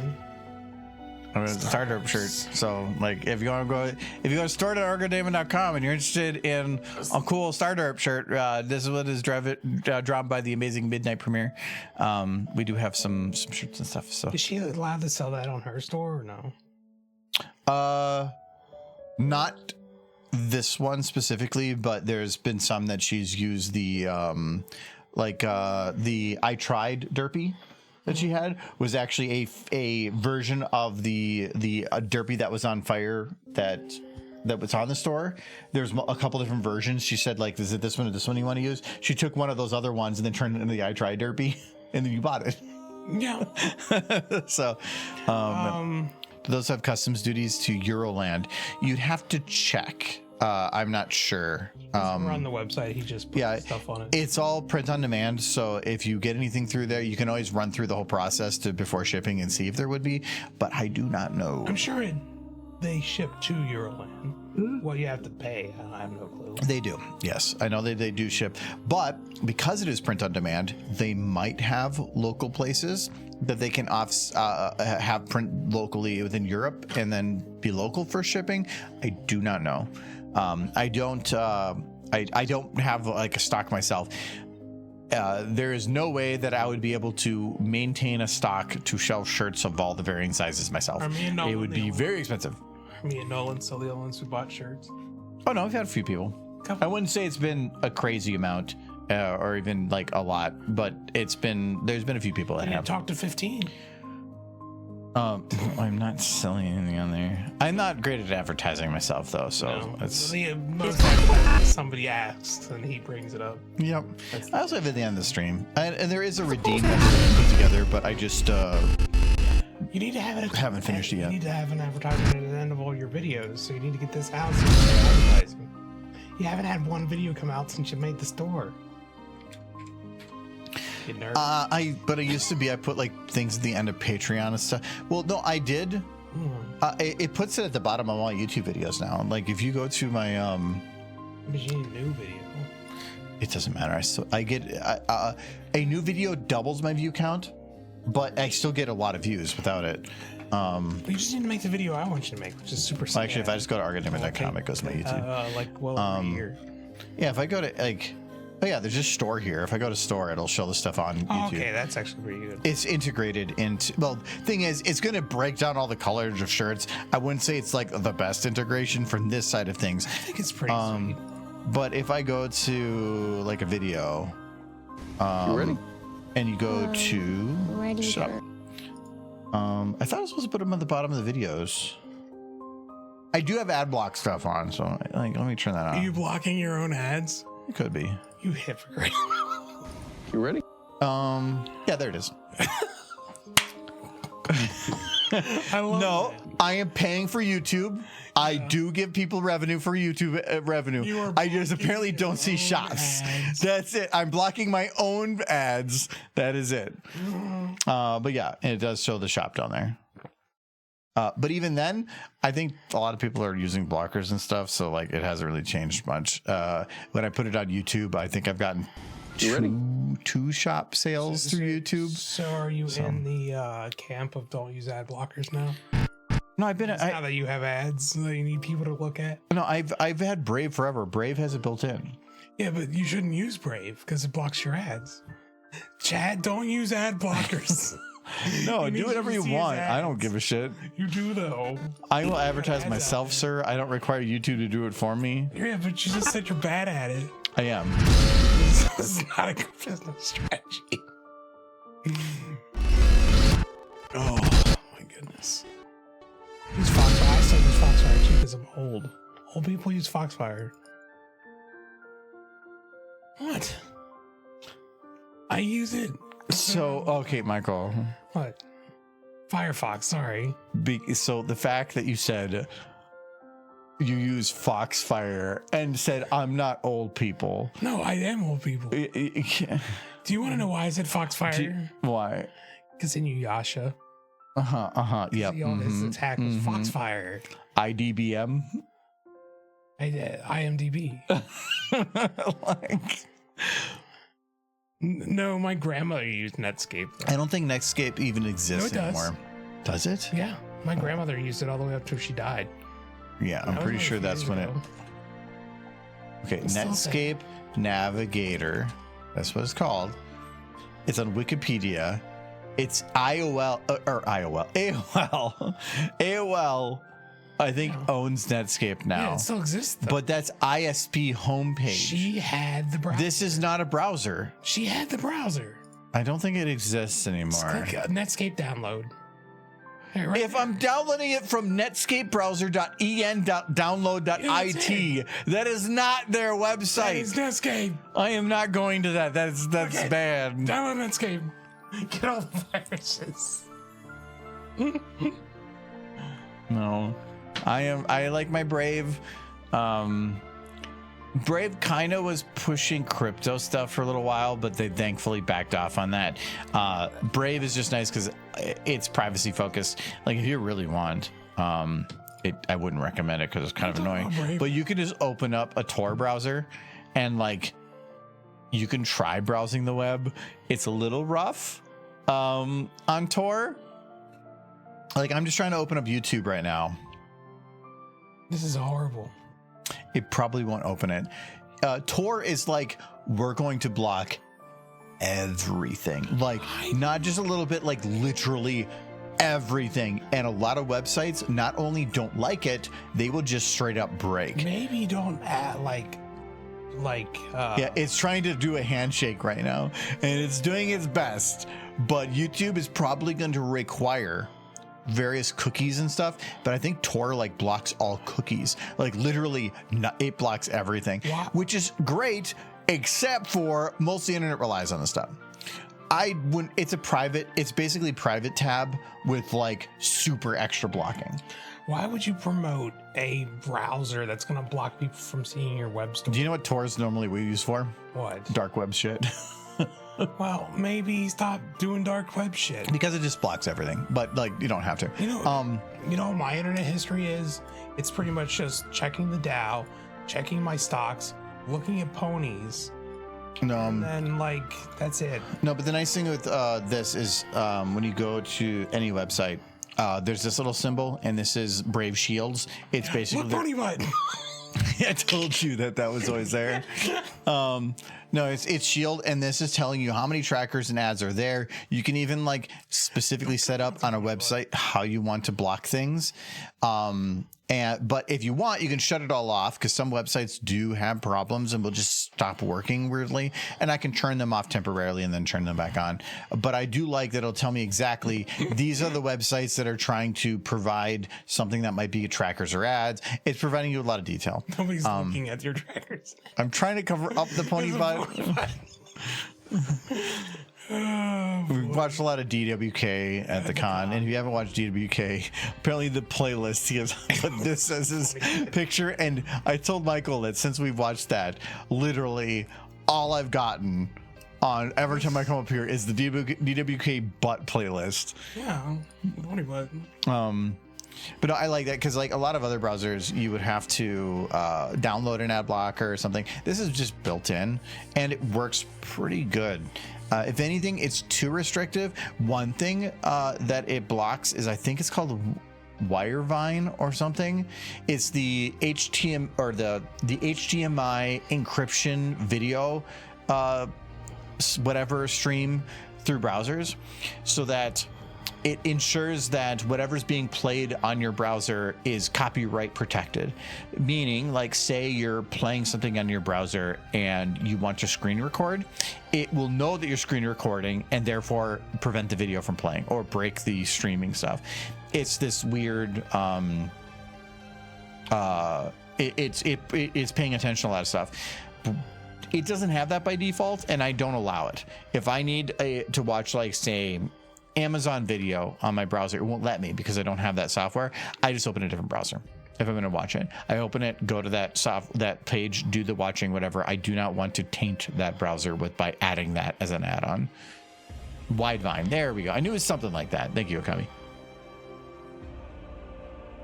But like if I want to watch Plex doesn't need it, so I just watch it anyway.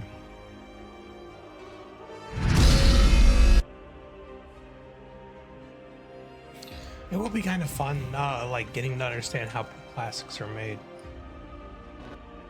Have mold, put plastic in. Why? It's carbon, nitrogen, oxygen, and It's supposed to hydrogen. happen. Yeah, that's what makes plastic. I know what its chemical is. Very simple. Don't need much to make plastic. Okay, I want Nitrogen is to- probably the hardest thing. Plastic is cheap for a reason. because they're making it. They extract all this oil to do one thing, and they're like, "What do we do with all this other shit?" And they're like, "I don't know. The other stuff's profitable, so I don't know. Give it to those people because they'll do something with it." It's free. It's plastic. It's essentially free because it's extra stuff that they're able to make use out of. But at the same time, it's like, let's take this thing that is essentially free and then like shove it everywhere, I guess. Use it everywhere because plastic is basically just a byproduct of the oil industry. They're not drilling oil to make plastic. Plastic is just what the stuff left over after either have to destroy it, which is expensive, or turn it into stuff. I mean, it's good that they're making use of it. That's fine. But I just think that we're just making more permanent things that are going to be stuck in our everything forever. Don't use as little plastics as you can, please. Except for printing ponies. I say that, but I do a lot of 3D printing. Yeah. And it's sort of like, It doesn't print any ponies. I don't print printing ponies because I print D&D stuff. You can make D&D. But if I didn't have it for D&D, I'd probably buy stuff. So it's more of like I'm just doing it cheaper myself. But I do try to minimize what I can. But it's as long as you're reusing it, it's whatever. It's the one. It's more of like plastic that bothers me. Well, no, PLA is based. Let's not say it's one-time use, but for like general user stuff, it's one-time use.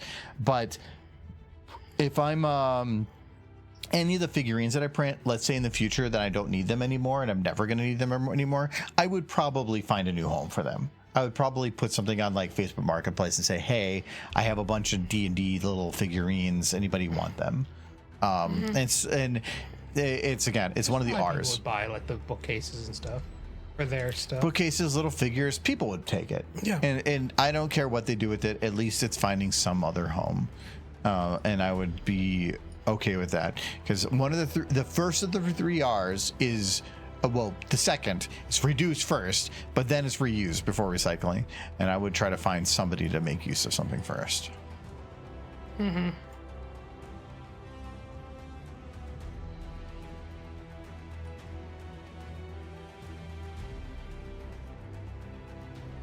the D&D stuff is pretty cool. What? The D&D stuff is pretty cool. I think that little figurines and stuff enhance the game a lot, especially like like John said, they do D&D where it's all running your character on your phone, it's up on a screen, and they're controlling the character digitally. Cool, but to me, the whole part of TTRPG is tabletop, and I think like having a physical thing really provides something to the experience. Plus, then you can make like little like calls of like on the digital ones, like you have to move from square to square, but like what if I want to go halfway in between? Or what if I knock into this tree? What happens to the tree? We do have like a really derp, like janky Scootaloo keeping track of our progress on the map, which I do love. What? On that one, that's a separate map. Yeah, it's a separate map. I bought a bunch of like little hexagon wood, like they're like 1.3 inches or something long, and I got some glue sticks, and I printed out a bunch of things that like indicate pieces of a map, like different activities, forest, fields, lakes, whatever. And I glued them all to like 150 hexagon tiles, printed out a grid for them to sit on that was exactly the size of these hexes, and put them down, and then said, all right, you guys need to find this place in the woods. You are here, explore. And every one of them was something that could potentially happen, or it could be nothing, or it could be forest, or combat, or an event. And when I put them down, I also only figured out where they started and where their destination was, and everything else I put down was random. So even I didn't know what they were going to run into, and that made it fun. I knew once they flipped it over, it had a number on there, and they could tell me what that number is, and I knew what that event was, but I didn't know where that event was on the board. And that made it interesting. Yeah. Because as they explored, when they flipped it over, like, were they going to find a campsite or a safe spot? Were they going to get like completely encapsulated by combat? actually, as they were getting towards the end, they hit heavy woods, and heavy woods prevented their ability. Normally, when they went into a spot, they could see the spot next to them, but heavy woods made it so they couldn't, and they hit like 2 spots of that in a row, which meant that they were now literally surrounded by land that they had no idea what was behind it, and it was a risk. And they ended up moving forward and found a campsite, and like, holy crap, like they could have found anything there, even some really bad stuff, and the one they found was the safest of them all, and their relief was verbal. Yes, because they were hoping for a we've campsite. been having a pretty good game. I think it's been going better than what he probably expected us to have. I think we only, I think we've only had one person die. That was an NPC that we were trying to protect, but that was circumstances that caused that. But I think, did you really think we would protect the one and save the other when this started? The what ones? The brother and sister. The fact that we both have them in a relatively safe situation. Oh, the very, very first thing. Brother and sister. Aren't they brother and sister? The guard of the town, the girl we went. Oh, I thought you were talking about like the guys at the temple before, like No. the guy that doing the oddid things. We have both of them, and they're both alive. And they're both relatively safe. What I've learned at least from watching other people do D&D is that you set up challenges and you provide tools, but otherwise you rely on the players to figure out how to potentially solve a problem. Yes, but you set up a very random grid and Yes. very random situations. I set up a random grid that had potentially multiple ways to solve problems, but then you have no idea how much or what you would find. But- and because of that, that was what was more realistic to me. What was your expectation for us? I don't know. You can't say that. No, I don't know. You had an expectation. No, I had, to have. I put ideas and potential things down there and then let you guys explore. And depending on what you run into would just change what would happen. Okay, when we started that fight, was your expectation we would get her out of there alive? I actually had no idea what you would do. But you had to have it. No, all I did, Expectation. I didn't want an expectation, because if I had an expectation, then it might be influencing my decisions on how things went forward. So instead, I just let it roll as it rolled. And it ended up being that you found an actual way to like do it, and cool, but I didn't know if you would or not. You know, there's a dwarf running up a hillside with a cloak in hand. Yeah. No, Michael found a very interesting solution to a problem in the game and was able to keep somebody alive by taking a guess. And I took a actually, he did something that I didn't expect, but he was utilizing the rules that I actually had in there. So it actually ended up working out and was kind of a cool thing that he did. I So pieced some things together and did made an assumption that turned out to be correct. yeah.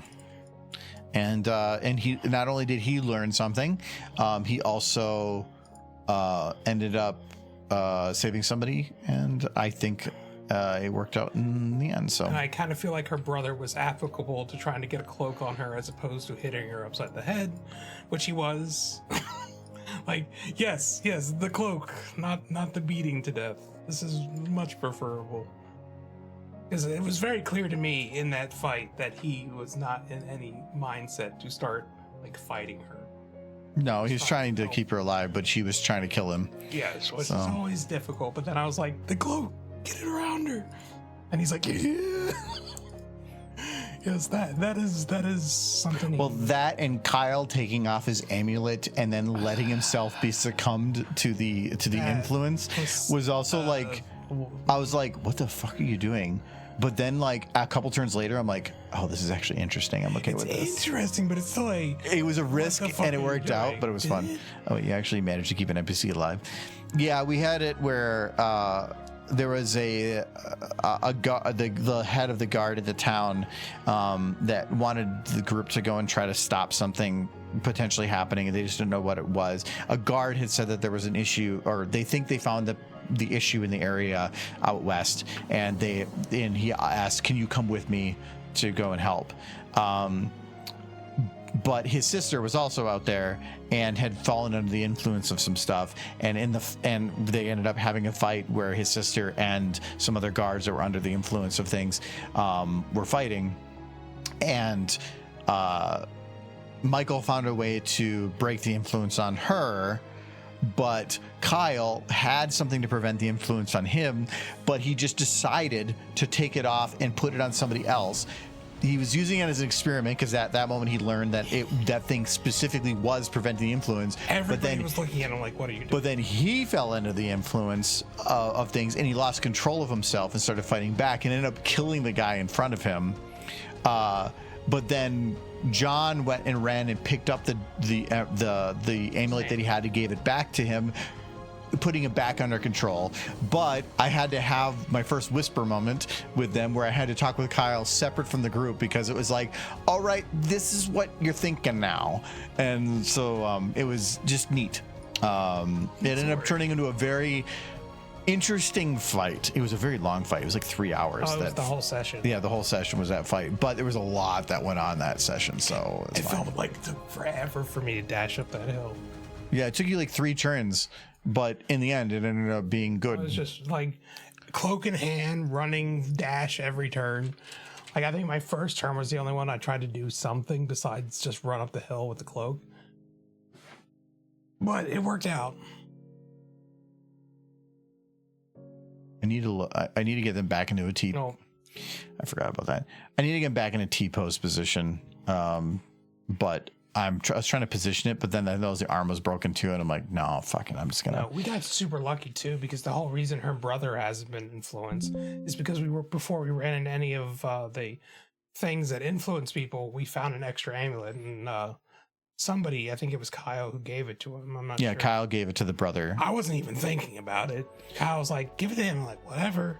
And then when we got to the kobold situation. So in my head, I was like, oh, you guys got lucky to find that. And then it's like, and then Kyle gave it to him, and I'm like, oh, what? You guys are glad you found that out? Because in the game, it's supposed to be that there's these crystals that are popping up. It's a much longer story, but crystals that are on the ground, and when they pop up, they tend to influence people in the area, and they were going through an area with that, and the brother that they had with them didn't have anything to protect them. They all got something very early in the game that was given to them that now they know is protecting them from this influence, but the brother didn't, the guy that was with them didn't have that, and so they went through like a couple potential combats and like other situations that didn't have an influence on or an impact on that before finding something, and Kyle gave it to him. But it could have been that it went otherwise, and it might have been that something happened and he turned. You never know. So like I literally like put everything in there with a let's see what happens, and with the randomness, and it ended up kind of working into their favor. So it was interesting. Turns out I picked the right goddess. Because my goddess as a druid of the Saloon. is Saloon. So if you play Forgotten Realms D&D, Saloon is the moon goddess, and she is very prominent in that game, which is funny because like I forgot that Saloon and Shar were like prominent in Baldur's Gate, and when I was looking at putting gods in the universe, they are actually some of the more prominent gods. Saloon is the god of this nation, and then I realized afterwards that I'm like, oh shit, actually she was the one in the game. I didn't realize that this was going to be a plot point when I chose to be a druid of the moon. And actually is when you chose to do druid of the moon, I'm like, that's actually like it. Well, like from because, and I've told him before, but it is pretty kind of obvious in the game. There is favor that's kept within the game, and how much does the god do certain gods like you, and certain actions and could pull you one way or another. And when you have somebody that like literally goes the direction of the moon goddess, it is a thing in the favor of that person. Yes. It works out to their favor. But doing things that are against the things that god would like can maybe work against it too. So I've been putting a lot of different challenges in their way that are purposefully for like playing with favor. I did do one thing that might have upset her a little bit, but at the same time, we robbed her sister's ass, so I've been balanced out. I could say a lot, but I'm not going to say it. You have a lot of it in your brain. The thing is, like, we have so few sessions right now that, like, Yeah, it's hard to I haven't. remember shit. It's more of like I haven't really. It used to be like every week or two I was putting a lot of effort into stuff. I haven't done shit for like 3 months because the sessions are so split up and I'm so far ahead. We could have had a session tomorrow, but we're doing something else instead. That's like this whole thing is kind of totally... No, not tomorrow. Tomorrow could have. Yeah, but Wednesdays are better.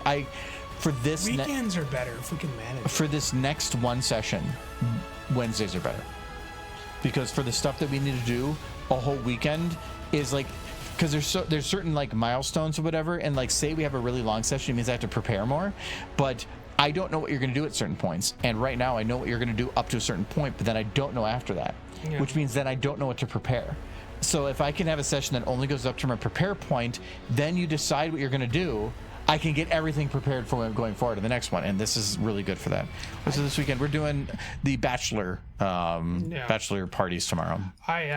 I think the one point of contention between me and the rest of our party is I'm very much trying to play my druid as a druid, and druids kind of, because they exist as animals sometimes, they kind of see animals as kindred spirits. So yeah, they do, but it really depends on how you want to play druid, because there could be somebody that plays druid for the purposes of using animals to their own personal advantage. Druid, though. But it all depends on how you want to play druid. Yeah. It's up to you. So and again, and I've seen this from some live plays of D&D. Sometimes people make a decision because this is what their character wants to do that is definitely not going to help their situation. Yeah. It's actually going to make it instrumentally worse. But like the horse. That is what their character would do. And other players have to understand that that's what they're doing, as long as the decisions they're making aren't going to literally kill the party or something. Yes. I think the worst decision I made, but as a druid, as my character, was setting some horses free, because in my mind we were hired to do a job, and in my mind they were also hired to do the same job. And when the job was over, I'm like, okay, let's go to the bar and celebrate. So the horses were set free. One wandered off. I don't know where he went. I think I own him now, but I don't really. Yeah, you had to pay for him, but you have no idea where he is. No. Yeah. As far as I was concerned, I was buying his freedom from this horrible man. But you had to tell the guy that and stuff. So he was thinking animals should be free, but he released them free into the town and didn't hold them on any rope or anything, and then ends up running the guy that owns them and had to relinquish the one, but he's like, where's the other one? And you're like, he wandered off, and he's like, well, then you're gonna have to pay for that horse because you chose to take them here. No, I was generally confused that like no, the job's done, we're done, he can go, he's his own free horse. So but apparently society doesn't feel that way. Society is wrong. That horse needed to be like, he wanted to go get oats. Oh, that is rigged. Is it rigged? The other horse just was fine. He went back with the guy, but I was kind of like in the situation where like, does the horse want to go back? This guy? No.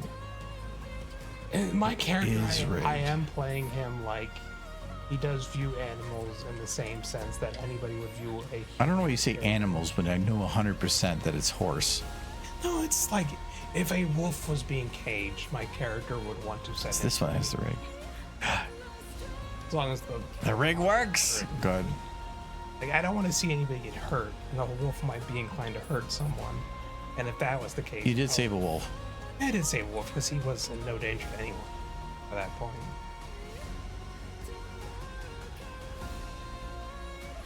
This is a legwork, right? I mean, for a robot, sure. No, it wouldn't. I know you mean it wouldn't. These joints. Yeah. You see this little thing that comes up here? Yeah. He wouldn't be able to bend backwards because of that. This would have bent up and hit it there. So, and that's the way our knees work. You don't want legs that bend both ways because all of these tendons and everything are made, and you can even see this, like this is a piece of metal and then this is a piston. Like that is meant to control the leg going this way. If it went the other way, this piston would lose all power and it would lose all control. You do not want the leg going the way. Well, it sounds great. Yeah. You would need to have things that control both directions, and you could maybe do that with the machine, but you can get way more power out of things if you can control the direction. The Gen 1s were just the ones that humans built to look like humans, to interact in a human society. The later generations, they weren't as humanoid. The ones being able to just be liquid. The only reason the Terminators built any humanoid-looking robots later was infiltrators. Ones that were supposed to go into societies and look like humans. I can understand later on that they have no reason to make humanoid bots, because from an efficiency standpoint, or from an evolutionary standpoint, it works. But if you're able to literally build anything skipping evolution, you could probably find some other thing that just works better for that situation. Though I still don't like this little freaking like one little pixel thing. This is actually going to probably cause a problem, because look at this. What? Like, I have no idea. Oh, you can fix that. Okay, I can fix that. It's an easy fix. It's just stupid. It is an hour's time to fix that. Yes. Like, why wasn't this fixed just in general? It does seem like something the modeler should have been able to fix pretty easy. It would have been. So it's not even that that an issue like that is hard to fix or easy to fix. It's easy to fix. It's whether or not they know it needs to be fixed. I mean, if you just so much as tested it once, you would see that. But most people, when they're using this model, when they're doing testing, they're not putting it into complex situations. They're putting it into simple situations. Yeah. There's so many issues I found with some of the 3D models for like horses and stuff, and I tested them in the past, where it's like, how did you miss this? And it's like, oh, well, I put them there and I did the head turn, I did a leg lift, I did this, but they didn't put them into complex situations, and those complex ones, like here, like they probably didn't notice this because they just had them bending down a little bit and turning, and this little piece just got snuck inside the body and they didn't see it. Right now, I'm putting them in a weird back leg situations, and that's where it's noticeable. I don't know if it's going to be an issue or not. I just need to put them into the position I need them to be in first, and right now it is going to be more of a crawl situation, and that's why I'm trying to get them down like this. Get down.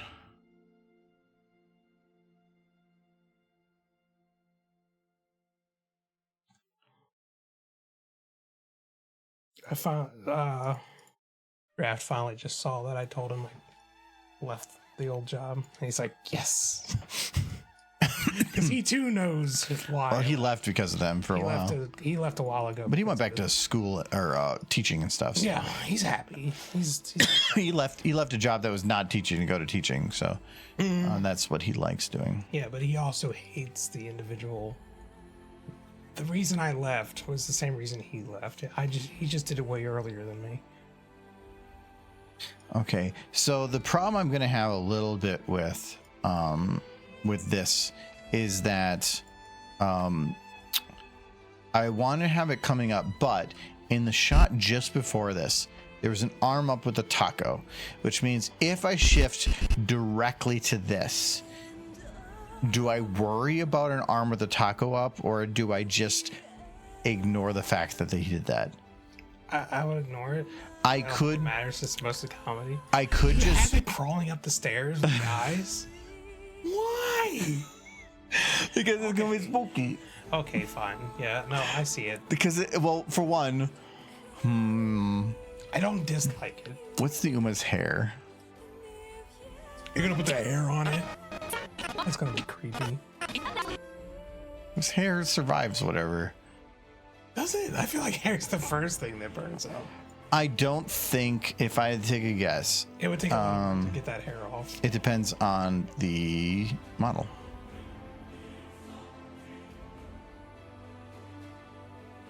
Okay, so you can't turn off any pieces. Materials, there's 5. Ooh. I think I can, Michael. I think I can. Let's take the hair off. Hold on, let's put Manhattan Cafe over here again. Okay. From what I can tell, based on the names of the textures,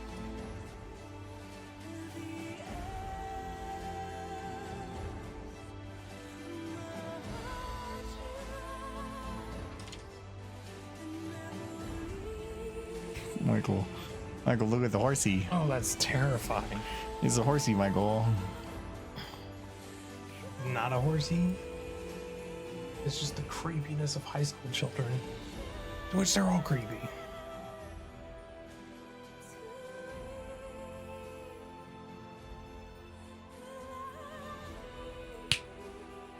You got the hair. I did. I noticed that one What's of with the hat though? The hat seems one of the textures was called hair, yeah. and I'm like, oh, if it's called hair, that means the hair is separate. Mm-hmm. And So you gotta fix the hat. Well, the hat I'm not gonna worry about right now. All right, so we're gonna do the hair. Where's her head? Oh, the rig is still there. That's not good. And illuminator. Okay, so we need root to root, pelvis to pelvis, and then head to head. So just make sure we got all those together. So the rotation's off, but that is fine.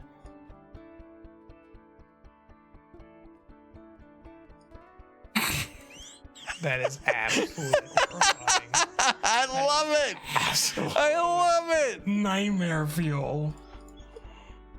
Oh my god. Oh, I can't scale it. I gotta remove the rig. I gotta remove the locks first.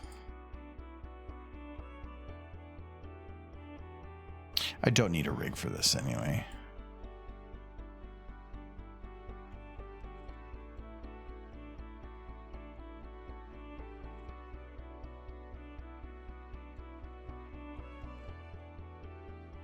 Let's do the root.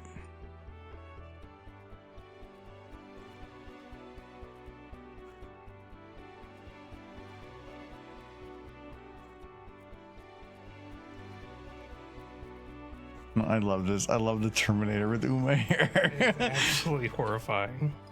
It's like cartoony and he's not. I love it.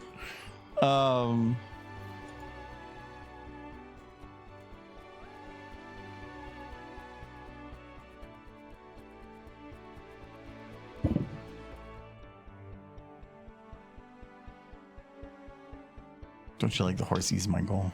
Well, this is more horse than the other thing. I was standing on the start step before.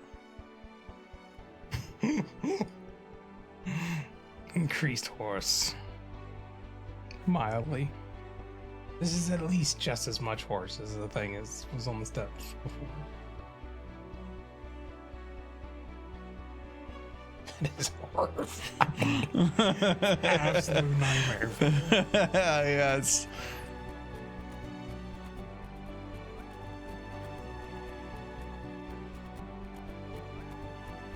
I love that the eyes. The eyes is coming from there.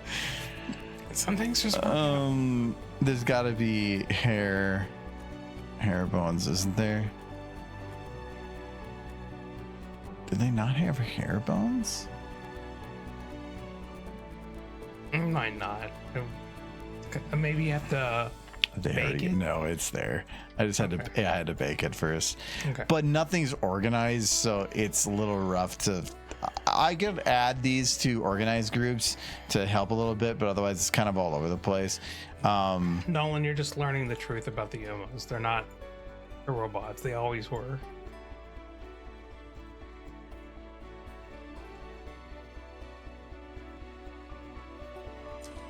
Okay, so these three control all but this one. What is this one? They're all being forced down to some point.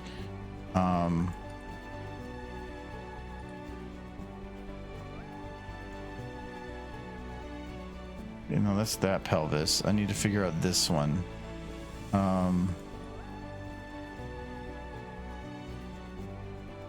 I think I scaled it down. Yeah, I did. No, that's the head scale.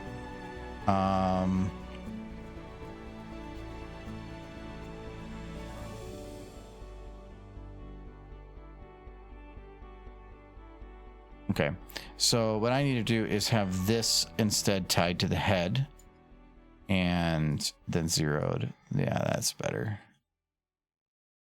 Yeah, because that's more or less whatever. All right.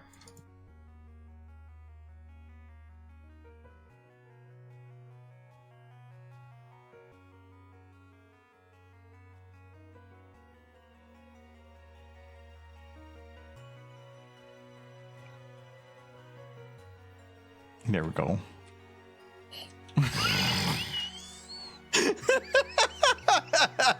I love it. This video is taking a turn. The lights on is even better.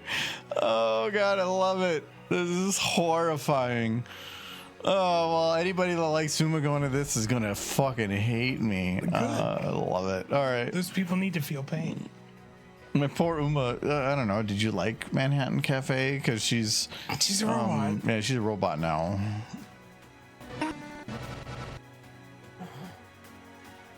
Such glorious chaos. Never give Argo anything you like. No, he's go with the ponies most of the time. Most of the time. He does hurt them sometimes. Why is Jay Haller gonna lynch him? Jay Haller, they're all just... I took a picture. He does like Uma. I did take a picture when Mid-Prim was like, what are you guys doing? Do you want to come over and hang out? And the general consensus was, nah. And I took a picture of you all on your phone. Well, no, okay, for one, she said, do you want to come hang out when we had like... a lot of room. No, it's not about that, but she wanted us to go over there, and math-wise, we would have been there for like 15, 20 minutes before having to come back because of stuff. And it was just like, time-wise, it just legitimately doesn't make sense. She was staying in the hotel next door. Yeah. Because I think it was a little cheaper. And also depends on when you got your hotel room, whether or not it was available. The hotel we have for Windy City isn't the biggest thing. It was a nice room we got this time around, but yeah. No, we got really lucky because we got a handicap room. I think they looked at Michael and were like, yeah, he looks about dead. Yeah, we need to give that man some breathing room. But yeah, we ended up getting a very large room for what it was. There was actually a point at the con where I got a little bit frustrated with Jay and Adam because of Uma. Like legitimately frustrated because we had to go to a Jackbox event and they were very specific that they wanted us there 15 minutes before. And I'm like, okay guys, it's 16 minutes till.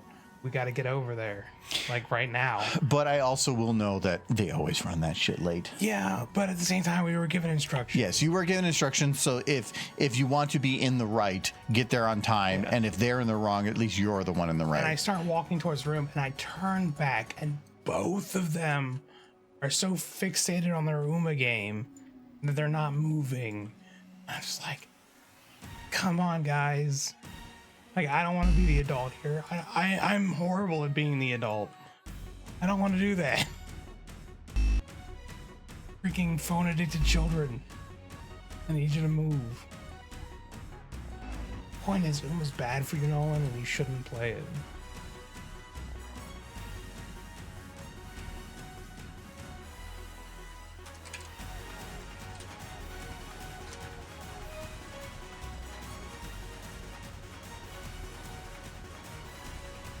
I forgot. I can't put the number at the beginning. I have to put it at the end. Otherwise, the copy pasting doesn't behave. Okay. But if you don't want to have the fire all looking the same, you do have to change the number. But I don't want to have it where I'm just having it copy paste the other stuff we had. This fire is purpose is I want to have some kind of coming up from the arms a little bit, so that it looks like it's coming out of fire instead of just being already out of. So that's why I'm putting it like there. So, all right, but that doesn't solve everything yet. I have to also fill in for one, actually, but let's do, I think all these lights can go away. And you get that one. and those are backlights, so I'll leave those. I don't think we're gonna. I might have to remove the rain in the background stuff because when you actually put like some of this other lighting in there, it really makes that like water stuff stand out a lot more than the rest, and I don't know about that. So probably not have that. Uber Eats hat I'm gonna keep because that might stay, but I'm pretty sure the fire would destroy that. Needs to be wearing the hat. I don't know. I feel like without the hat, it's creepier. The hat would burn. The hair was less so. Well, I mean, The hair would burn too. The hair would absolutely burn. Yes, but not as much. It would burn more. You ever? If it was enough to burn skin off, I mean, it would at least, like, I would think, curl it or something. But like, put a lighter to your arm. It burns the hair away immediately. Well, I'm not you. I lost all the hair on my arm once when I was trying to cook a turkey on the front lawn. I've told you that story. All right, I'm gonna have this light from here. We're gonna make it brighter, like very bright. So this is gonna be kind of from the back edge. You are getting Sephiroth vibes from this. Well, actually, Yes. Okay, I can see for like the hair and stuff. hair and the Sure, I'll give you that. Actually, The hair on the fire, yes. okay, and we'll do that, and then we need to do another one. Without the hat, it's creepier. This one, it's creepier without. So this one's gonna be from like here, but I don't want to have it be as bright from this angle. So this one's gonna be from here, but just dimmer. So we're gonna do it from like here, and then we're gonna copy this, and we're gonna paste it. Same thing. Go around to like here. I need to keep shadows on, and we're just gonna dim it. This one's a little bit harder to see on stuff. I don't know if this is the way the lighting's working, but we'll do it to there. It is going to move forward a little bit, and that problem I have is that that door is in the way. So I'm trying to decide whether or not I want to have it be like make a fake stair so that I can get rid of the whole house and just move them further back. I don't know. I'll figure that out later. We'll do that. And now a third one, and this one's just going to be mainly from the front. Oh God. That front shot is terrifying. No, so this is going to be from the front, and this is going to be much, much dimmer. This is basically just going to be a slight glow. But I want to have it be just enough to provide at least some light. Like a flickering glow almost works better. Like if it's just bouncing back and forth. Okay, that might be a little too bright. I think just have it bounce back and forth throughout. If anything, I could go into the model and just change the way that it interacts with some of the lighting, because I think it's a little bit gracious. Michael. Hey, Jurassic.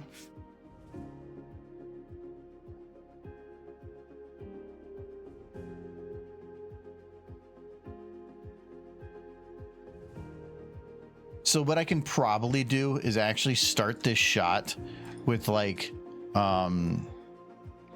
the arm kind of like have her kind of turn sideways with the arm up with a taco and have it crash down as the first like crawl. I think that might work. I don't even know that you should be showing the taco yet. No, because it's gonna be up, because the idea was that it's passing through the door, and so it would have an arm with the taco up, so that it would be as soon as this shot starts, it would have its arm up, and then like come down, and then start doing the other hand crawling.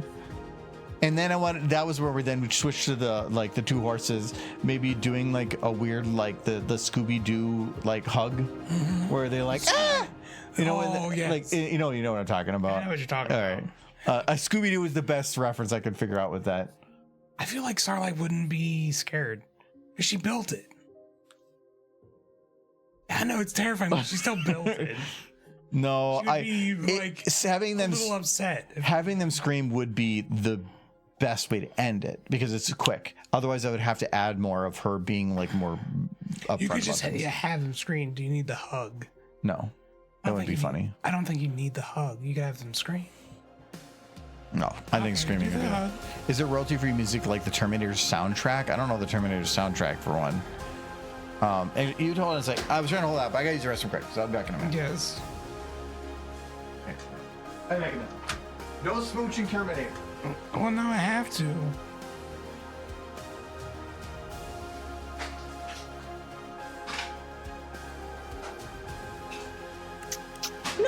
All right. Smooching. No, there's definitely gonna be some smooching.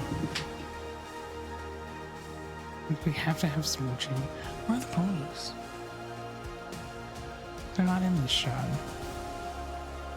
Oh boy, smooching time.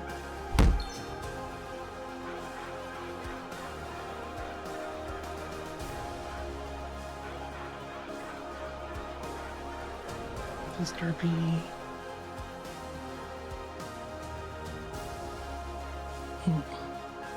It's kind of in the floor. Fix that. Over here.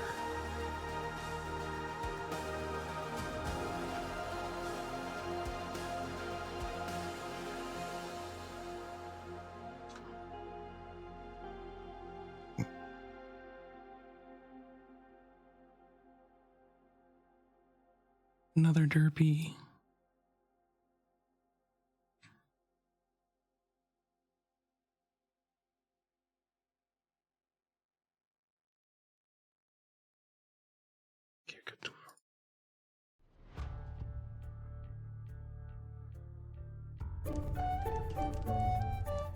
Make sure you get a drink. No, go away. What are you doing? Nothing. Go away. Go What get are a you drink. doing? Go get a drink. No, what are you doing? Nothing. Go get a drink. I like that you have those sorts of smooching, but in the top right, you have just like your sleep paralysis demon. How about Like- like, smooch? That's how smooching works. That's, you went to the bathrooms. Oh no, the sleep paralysis demon is right back there. Quick, Derbies, keep smooching.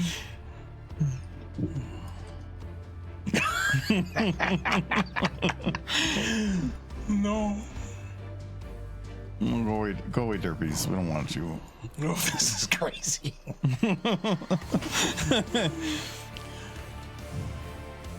All right.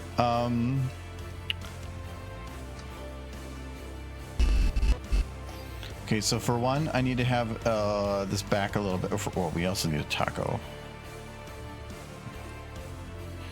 We can't forget a taco in our Umo Horse Terminator short. Of course not.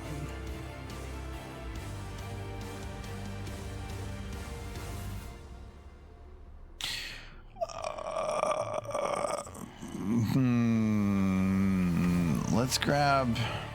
Let's use right arm and right fingers.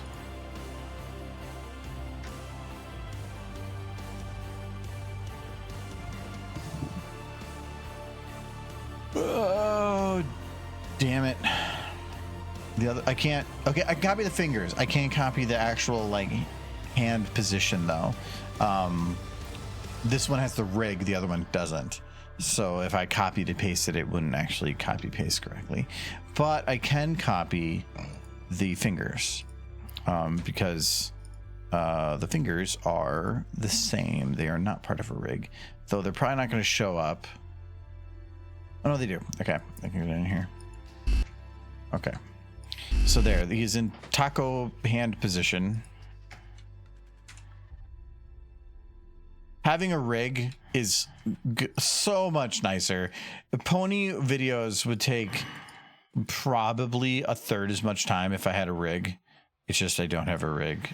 But okay, there are rigs that just suck. And I bet I don't blame the rig creators because they're doing free labor. But do your shit, do your free labor good. No, it's Don't have a random article. doing reverse like joints is just itself kind of a complex thing, so I'm not going to blame them on the complexities of reverse joint. You can definitely do it right, but if you were to go and dig through the documentation on how to do valve rigs, which doesn't exist, like how would you expect somebody to do it right? So it's just that you do the best you can with what you're given, and that's it. I'm gonna do the hand a little different on this side because it's little bit different on this angle. Now, I went and looked up trying to find information. I'm going to guess that there is information out there on how to do rigs correctly and properly and whatever, but it's probably locked behind documentation that is meant for developers and not a public thing, and that is annoying. So, or it could just be that the whole rig script is just there's no template. It's just here is the software, here's your scripting language. If you need a rig, figure it out yourself. Who knows?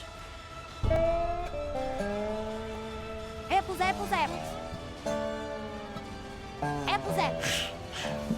Don't need Michael for that one. Developers.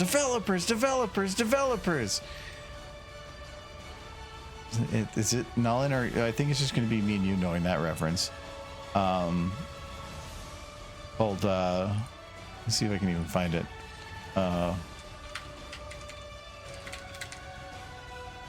Yeah, developers. Yeah, this guy.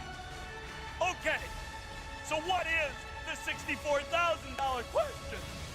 Holy cow, I'm gonna have to tough it up now. Here we go. What's the $64,000 question for the field? What is the most asked question that I've received this week? What the hell are we supposed to do about .NET, Steve? It's a very good question, and it's got a very, very clear answer. Developers. The key to .NET I want his... for developers. Yeah, there it is. Developers.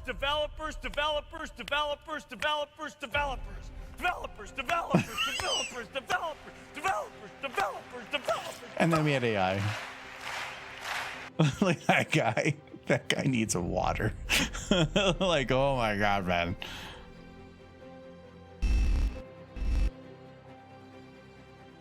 It was definitely a thing in the 90s that yes, we needed more people developing things, and they did. They actually did do that.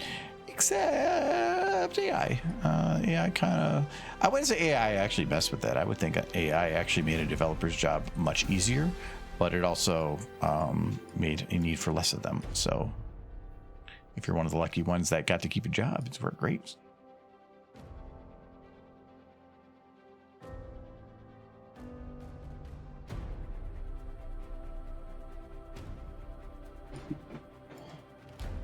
Developers. It's a reference you don't get, but I don't. I covered it for you. Good. It's based on a 1999 Microsoft keynote speech about the importance of having more and more developers. And it's a good thing that going into 2026, we are maintaining that approach. Well, the only job that's going to be left is a horse whisperer, and I plan on... Yeah, soon enough we'll have AI, and this will be the AI. I mean, they're not far off from things Elon's building. Less teeth. Teeth are the creepy part. It's just going to bring you your sandwich. Or taco. It doesn't have a jawbone. I cannot open his mouth. We technically already have food delivery robots and their drones, which does make a lot of sense. But can you imagine, like, seeing those things in the sky, like all the time, just moving food and packages back and forth? There's been so many of those like bots that are doing like the deliveries and stuff. That's I love watching the videos of people that find them having problems, and like one of them was just a really rough road, and somebody going, "Oh, buddy, you're having problems. Oh, you're not gonna do that, buddy." And the robot goes. And they're like, and it's like beep, beep, beep. And then somebody goes up there and goes, "I got you, buddy." And he picks it up, puts it down, and it goes, "Thank you." And then it continues on. There you go, thank you. Because I got stuck and I knew somebody helped it. And they're like, "Oh." But also, I'm like, why did you help that corporation make more money? Like, because if I remember right, Amazon has those little bots that run around in some cities. And they pay Uber Eats drivers when they're not doing anything to go and fix them. Yeah. for like a smaller fee just to go and drive by and kick them. They're going to be able to fix themselves. Yeah. Well, the thing is, Eventually. there's certain unique situations that, like, if you run into a pothole, Yeah. it's not going to be able to get out of a pothole unless you have some like world or War of the World They're situation going to going have on. some sort of like spider leg extensions or some nonsense. No, they're just gonna. At that point, what's the point? Just have freaking drone. Yeah, drones Except make more for sense. drones are loud. Are they?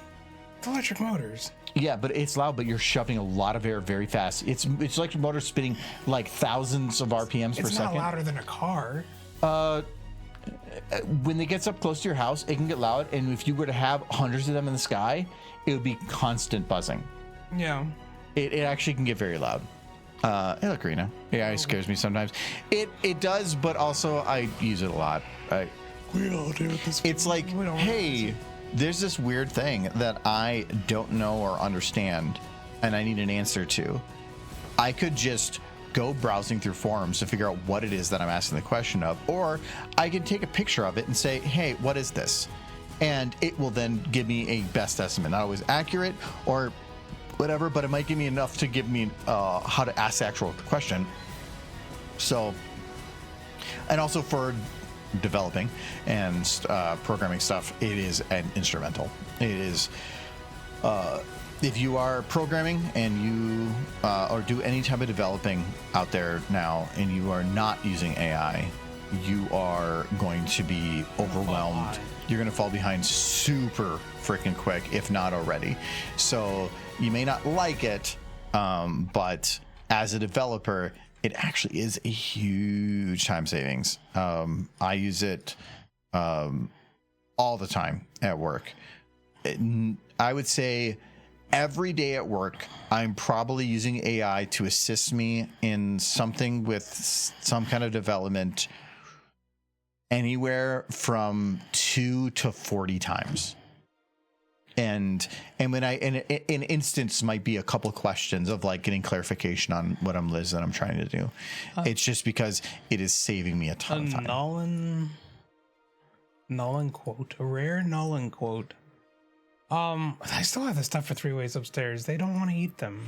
I'm not a huge fan. It's just so heavy. I mean, You're not a huge fan of a lot of I think it's fine Okay. as long as we're not having it as often as you were doing it. Because you were doing it at one point, like every couple once weeks. every other month. No, you were doing it like once, maybe, but like once a quarter is That's fine. like 6 times a year. No, once a quarter is 4. No, but that's not how often. You know what? Yes. Fine. That's what But a that's quarter not a is. lot. Yeah, once a quarter is a little better. No, you were doing it Like more than that. pizza every freaking week. Pizza's good though. So it's 3 ways. Pizza's because it's convenient. If you're not doing 3 ways because it's convenient. Okay. Well, next weekend. Well, what were you gonna make for dinner tonight? Tonight? Yeah. I'm not going to make anything. It's Friday night. Yeah, so, and I have work and other stuff too, and I'm not going to spend an hour and a half, which I've spent the last 2 nights I'm doing. not saying you have to make other things that are more complicated. If you said instant ramen for dinner, I'd be like, okay. No, you would be confused. No, I wouldn't. I love instant ramen. No, I don't want instant ramen. That's you. No, I made kung pao from, not the sauce, but everything else I made from scratch yesterday, and then I had firecracker meatballs the night before, and I had the firecracker meatballs for lunch, leftovers. We still have a bunch of kung pao. Yeah. I don't want the taco. I want the Uminator. He wants taco.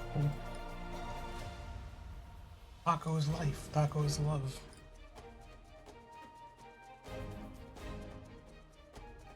Okay, don't want to have it be. Oh wait, the taco's escaping. I'm grabbing. Like the problem with this is that like if I keep moving it, the bone for the hand is like, give me a taco, give me a taco, taco. I got to be careful because it's locked to the hand, but the hand bone can actually like separate from the model and keep going, and that's a problem. So I need to make sure that I'm playing within my boundaries. So, and I think something like this would be fine. I need to make sure the arm is bent. You would definitely at this angle like seen the head, but it's a transition. That's all I care about. And actually, what I can probably do is move this to kind of be a side bit. This is, again, the nice thing about having a rig.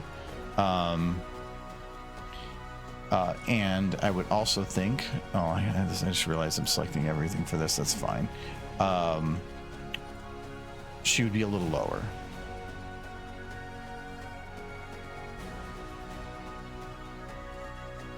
I did pull away from the taco.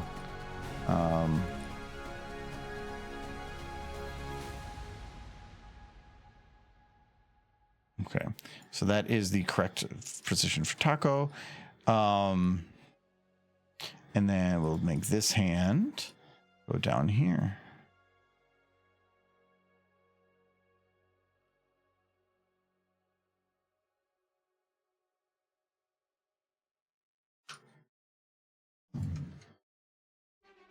Draft is very interested in my exit. Hmm? Draft is very interested in my exit. Now he's interested in what you're doing. Oh, I kind of feel bad because the last opportunity I had to see him was last Thanksgiving, and then I had to leave for reasons. Reasons being dead grandma. But, you know, with the last opportunity I got to see him, and I haven't seen him since. I invited him. I haven't either. Too. Yeah. The only time I see him now is Friendsgiving. He bought my damn townhome, and I haven't seen him. Still waiting for that realtor fee. Jeez. No, he saved me the realtor fees. No, I was your realtor. A little bit. I bought you a derpy. You did. She was kind of pre-run over. Yeah, she was tenderized. Yeah. Once you beat it into shape, AI is really great at theoretical development. It's good at. It's getting better at all things. It's good at pointing me in a direction, and a lot of the times I'm like, how the fuck do I do this? And so I just ask it the question, and then it is maybe half the time not quite right, but at least gets me in the right direction. And if I know enough, I can figure out what it is that I need to do to it to give me the right answer. I use A at work to summarize the AI slop work orders that my boss generates using AI to annoy me. Thankfully, in my job, for the people that are within my area, nobody really uses AI, and we're technically have a policy that states what AI we're allowed to use. And they have one that they've contracted to use. It's not that good, but because of government and defense and stuff, it's meant to be very, very tight. And when you make AI very restricted, it can't really give you everything that you're probably wanting it to give you, which is one of the reasons that I'm not as concerned about my job with AI, because they want to use it, but every time they try, they can't give it what it needs, and then it leads to a half-assed result that nobody wants. So it might get to a point in the future to where it's giving them maybe what they're looking for, but right now it is nowhere near. This coaster is 11 years old. Why? Just it's got the date on the back, 2015. Do you know when I got that from? Mm-hmm. These were coasters. These were from Loot Crate. Oh, from when you got like the Loot Crate doesn't exist anymore. Oh. Like Loot Crate's gone. Yeah, 2015. They're not. They work fine. It's just the problem is between the different colors, they have little like indent, and then like dirt and guck can in there, but there's really no easy way to clean it. Also, cups sometimes stick to those. That's why I like the cork ones. Yeah, well, I usually put this down first so that it doesn't slip, and then use the cork one on top of it. Yeah. But the only reason we have the cork ones is because for the podcast, we were having a lot of noise from cups going out of the table. So I got the cork ones so that if people are like putting that down, there's less of an impact. Until I eventually switched to arms, which the arms then had a lot of like moving parts going to it, and it insulated from the table, so it wasn't much of a problem. The cork ones are just the better. Like they're simple. They're not flashy, but as far as functioning as a coaster, a cork coaster is superior. That's why I have the wood ones that are cork in the center, because at least they look a little nicer, but then they have little pads on the bottom to keep them from slipping too. Restricted AI is a pain to try and get useful answers out of. Yeah, that's why like for programming side of things, for free solutions, Google Gemini is the best to me. There's definitely other solutions that are better for programming, but our work doesn't allow us to use any of them. Our policy essentially says do not provide information to any AI beyond this list. I'm not providing information. I'm just asking questions. I'm trying to figure out how software works. I'm not saying here's a data set and do something with it, because I'm not allowed to do that, and I won't do that. But I can at least ask it questions and give me an output to use. So that's, I don't know if that's quite within our rules, but if I'm not providing it data, like even specific anything specific, technically I'm just Googling. It's Googling with extra steps.